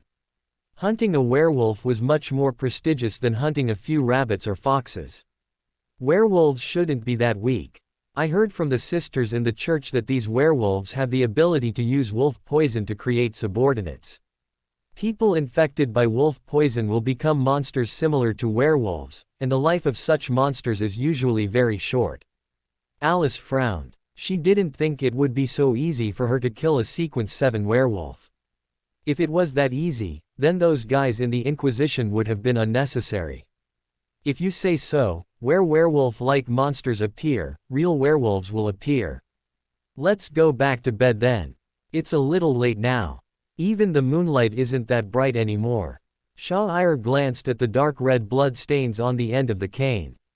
If he used it to stab someone, would the target be infected with wolfsbane? Yeah, let's go. After Martin heard the two people's speculation, his excitement disappeared instantly. Anyway, he had already killed a werewolf-like monster today, so he should hurry back. When did the crimson moonlight begin to dim? With the light from the still burning golden flames, he subconsciously looked up and saw a werewolf covered with black hair, digging its long and sharp nails into the wall, preparing to jump down from the roof not far away. The monster's cold green eyes looked particularly creepy in the darkness. Martin was so frightened that a layer of cold sweat appeared on his back. Whoosh! Like the sound of the wind. The werewolf burst out with strength, stomped hard on the wall, and pounced on Shah-Ir and the other two from midair. Martin fired all his bullets in a panic. But the opponent's movement speed was too fast. Martin had no time to aim and of course could not hit the opponent. All the bullets fell on the wall next to him. Bump! Shah-Ir raised the specially made large caliber revolver, pressed down the hammer, drove the cylinder to rotate, and pulled the trigger. The sound of metal clashing could be heard. The werewolf in midair blocked the bullet with its sharp claws that could tear ordinary steel plates, and its originally swift pounce was also affected. Hanging in midair, seeing that this Sequence 7 werewolf looked down on the three of them, Shah-Ir smiled and fired all the remaining 5 bullets. I heard that werewolves have very good defense and recovery abilities. He slightly adjusted the muzzle of the gun and pointed it at the lower 3 roads. Bang! Bang! Bang! Bang! Bang! Roar! With a low growl of suppressed anger, the werewolf gave up on quickly killing the 3 people and chose to defend his own vital points. If only the damn bastard hadn't aimed at something so vital. He must tear this bastard to pieces alive. The werewolf wanted to remember the guy's face, but what appeared in his vision was a sudden flash of holy light. Bang! The last bullet was hidden in the golden holy light, stained with the sacred breath, and exploded a bloody flower on the werewolf's arm.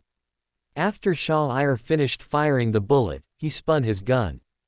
Just as he was about to reload the bullet, he was grabbed by someone and quickly ran to the other end of the street. Alice didn't even look at the werewolf whose face was covered with the holy light she summoned.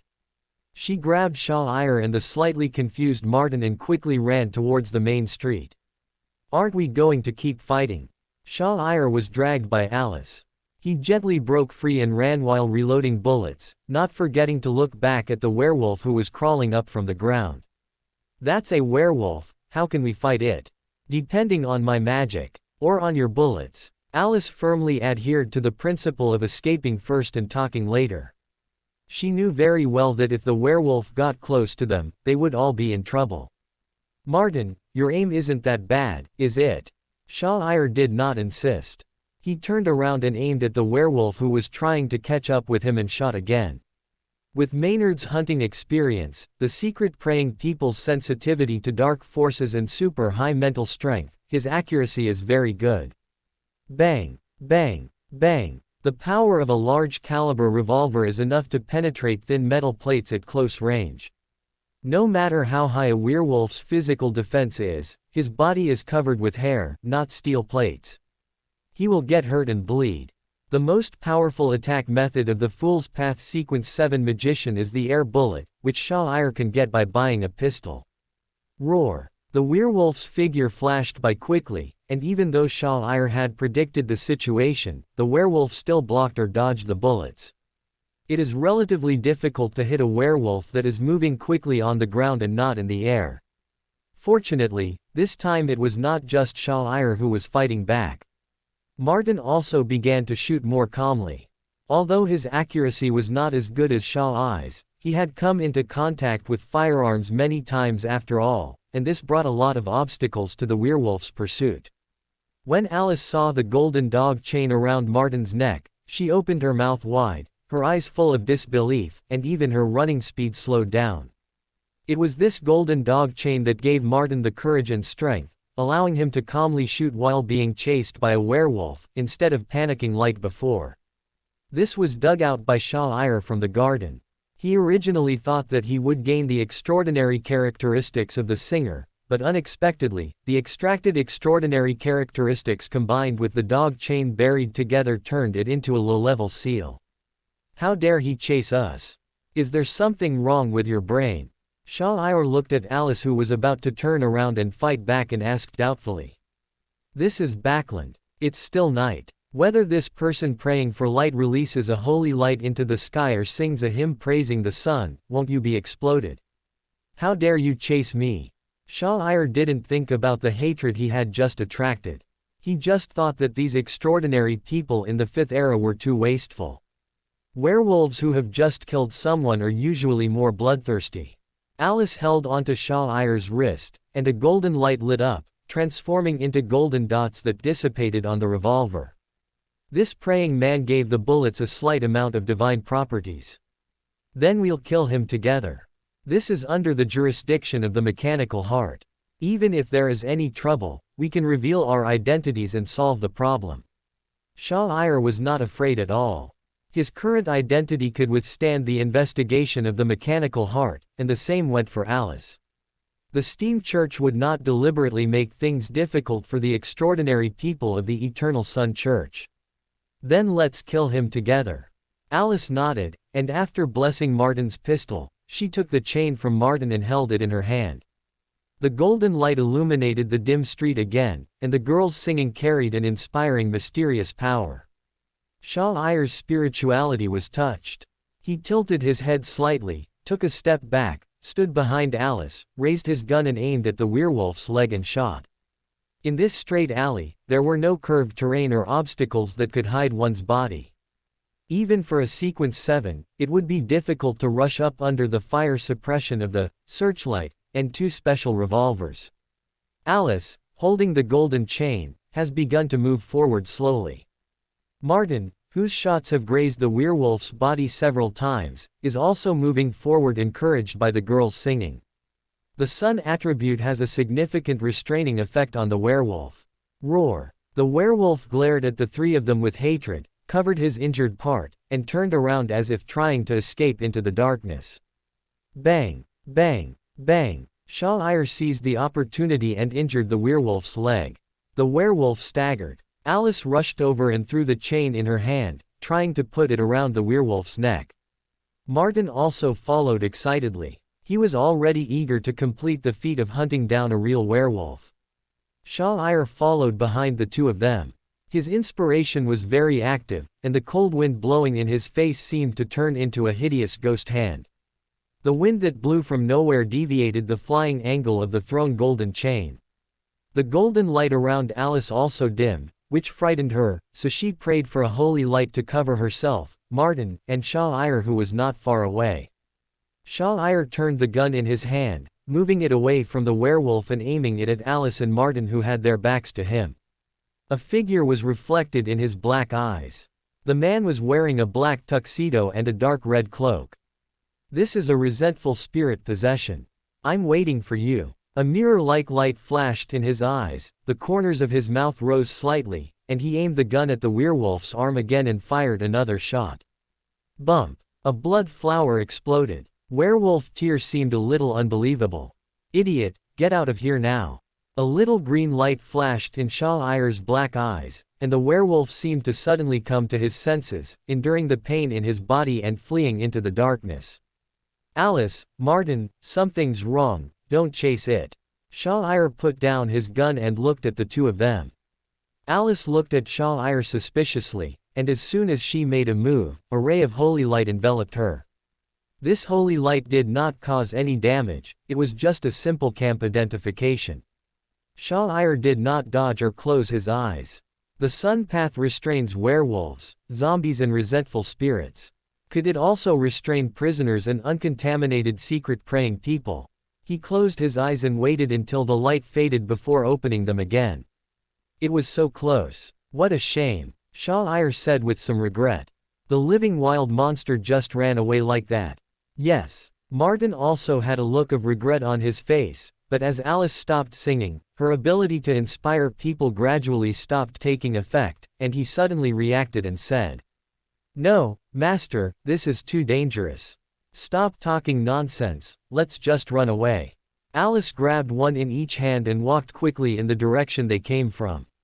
Her eyes were still emitting a faint golden light, and she looked at the dim environment around her suspiciously. "Gentlemen and ladies, I think you need to stay and explain yourself.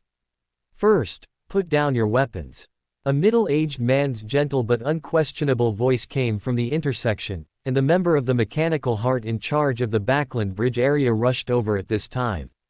In fact, if there hadn't been some minor disturbances elsewhere, they would have been able to arrive earlier. "Yes, sir. ×3. Shah-Ir and the other two looked at each other. He helped Alice translate, and they squatted down and placed their weapons on the ground. When Shah-Ir stood up, a book with a black cover fell from inside his robe and onto the ground. "Excuse me, gentlemen. Weapons can be put down. Not on principle." Shah-Ir smiled apologetically at the mechanical heart team led by Ekinzer Bernard, then bent down to pick up the Night Revelation that he had, accidentally, dropped on the ground. "It's okay, we understand." When Deacon Ekinzer saw the holy book of the Church of Darkness, he and his teammates became more gentle. "So, ladies and gentlemen, can anyone explain to me what's going on?" Ekinzer motioned two team members to come forward, one to check the two revolvers, a low-level sealed object, and a blood-stained cane on the ground, and the other to check the body of the werewolf servant in the alley that was burnt by golden flames. "Let me introduce myself. I'm Ekinzer Bernard, the deacon of the Backland Parish of the Church of Steam and the captain of the mechanical heart of the Backland Parish." The butler, with messy hair and a stern face, introduced himself politely. "Bennett Maynard, the youngest son of Tingen City Councillor Maynard, is a student at Backland's Dark Knight Seminary and is currently receiving clergy training at the Dark Knight Church." Shah-Ir held the Apocalypse of Night, and performed the standard etiquette of a clergyman. "Hello, Mr. Butler, I am Martin, Master Bennett's valet." Martin tidied up his messy hair and followed Shah-Ir in saluting. "I am Alice, a low-level extraordinary person from the Church of the Eternal Blazing Sun." Alice also introduced herself directly. After all, she was the mechanical heart and not the punisher of the Church of Storms. The captain of the mechanical heart can also understand Intis. "Captain, there are traces of werewolves here, and there is still a little breath of the dead in the air." "Captain, we have checked everything. There is nothing wrong with these weapons. The blood stains on this gentleman's cane should belong to a human who was controlled and mutated by a werewolf." Two members of the mechanical heart reported to Ekinzer Bernard. "Let me explain. The weather in Backland has not been very good recently, which has greatly affected my mood. As a devout believer of the goddess, I walked out of the house at night, wanting to see Backland at night, seeking peace of mind, and relaxing my restless spirit. My personal valet has hired Miss Alice as a bodyguard for safety reasons. She will accompany us out to relax. We met at the Backland Bridge, walked and talked, and admired the night scenery. When we reached the bridge area, it was already late, so we planned to find a pub to have a drink, and then return the same way to end tonight's activities. When we were walking down this street, Miss Alice felt something was wrong. A monster that looked like a werewolf was hiding in the darkness and was about to attack us. We worked with Miss Alice to deal with the monster, but then a more powerful werewolf came.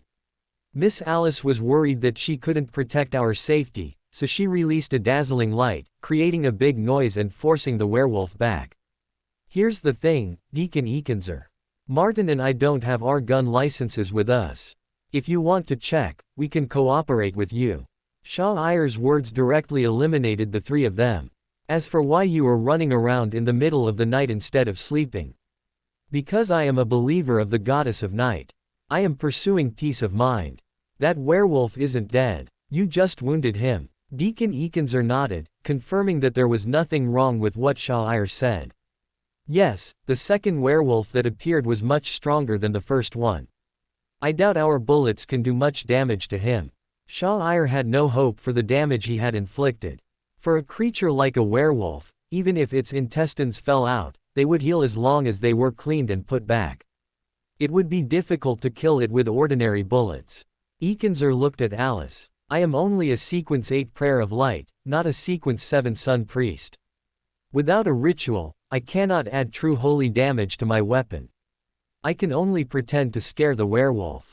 Alice explained the same. She could only let the weapon be blessed with a little holy light, but she herself was not sure how much holy power the bullet could retain after being fired. I see. Gentlemen, you have shown extraordinary courage. Deacon Ekenzer praised the courage of Sha'ir and Martin. Although they might have been blessed by the light prayers, it was already very good that they did not hold back the extraordinary people on their side in the face of danger. If these two gentlemen were not reserved clergy of the Church of Evernight, he would be happy to invite them to join the Church of Steam in the heart of the machine. However, you still need to pay attention to safety. Even if you want to go out and relax at night, try to choose a place closer to the church. The kind-hearted deacon did not make things difficult for Sha'ir and the other two. He just gave them some advice. He did not blame Sha'ir for going to the Bridge District instead of the West District. The West District is under the jurisdiction of the Storm Church, and the Bridge District is under the jurisdiction of the Steam and Mechanics Church. Isn't it an slap in the face of their own church to say that the security in the Bridge District is poor? Thank you, Deacon Ekenzer. If you hadn't arrived in time, we wouldn't know what terrible things we would have encountered. If the werewolf had accomplices, I might have been in danger. It may be a little presumptuous, but can I ask you a question? Sha'ir first expressed his sincere gratitude, and then asked with a little trepidation in his voice. Please ask, Mr. Maynard. Deacon Ekenzer smiled gently. Looking at this very reasonable butler, Sha'ir decided to go back and tell Rhodes to give this gentleman some privacy and not to keep chasing Huo. That is, can you please keep what happened tonight a secret? I don't want my mother to know. It will only make her worry for nothing. Sha'ir requested sincerely. Ekenzer was a little surprised. He thought it was some trouble, but he didn't expect it to be this kind of request. Mr. Maynard, you can rest assured that we will not easily reveal these things to ordinary people who don't know the mysterious world. The deacon said with some amusement. He didn't expect that the young man who dared to shoot at a werewolf would be afraid of his own mother. Thank you for your understanding. Sha'ir thanked him again. Haha, I can only promise you not to tell your parents about this, but according to the tacit understanding among the Orthodox Church, I will share this matter with the Nighthawks. You can prepare in advance. Deacon Ekenzer did not hide the truth from Sha'ir, as this was customary. That's what should be done. Sha'ir responded without any concern. As an outstanding young person recognized by his peers, why don't they graduate early and become a full-time employee directly? I don't have to continue studying in seminary anymore, it's perfect. Can we go now, then? Sha'ir saw that the conversation was almost over and decided to go back to sleep. Of course, do you need help checking it out? Ekenzer suggested kindly. No, thank you for your kindness, Deacon Ekenzer. We will just let Alice perform a purification ceremony later. If you are not feeling well, you can hold the event here together. You can also soak up the sunshine and drive away the humidity and chill that may have been there at night. Sha'ir described the purification ceremony as if it were sunbathing, sauna, and cupping, which made Alice, who had been silent all the time, stare at the back of his head dimly. For more thrilling fanfiction stories like this, check out my channel Fanfic Audiobook. Dive into epic adventures, mysterious realms, and legendary journeys brought to life through immersive storytelling. Don't forget to like, share, and subscribe for more amazing audiobooks.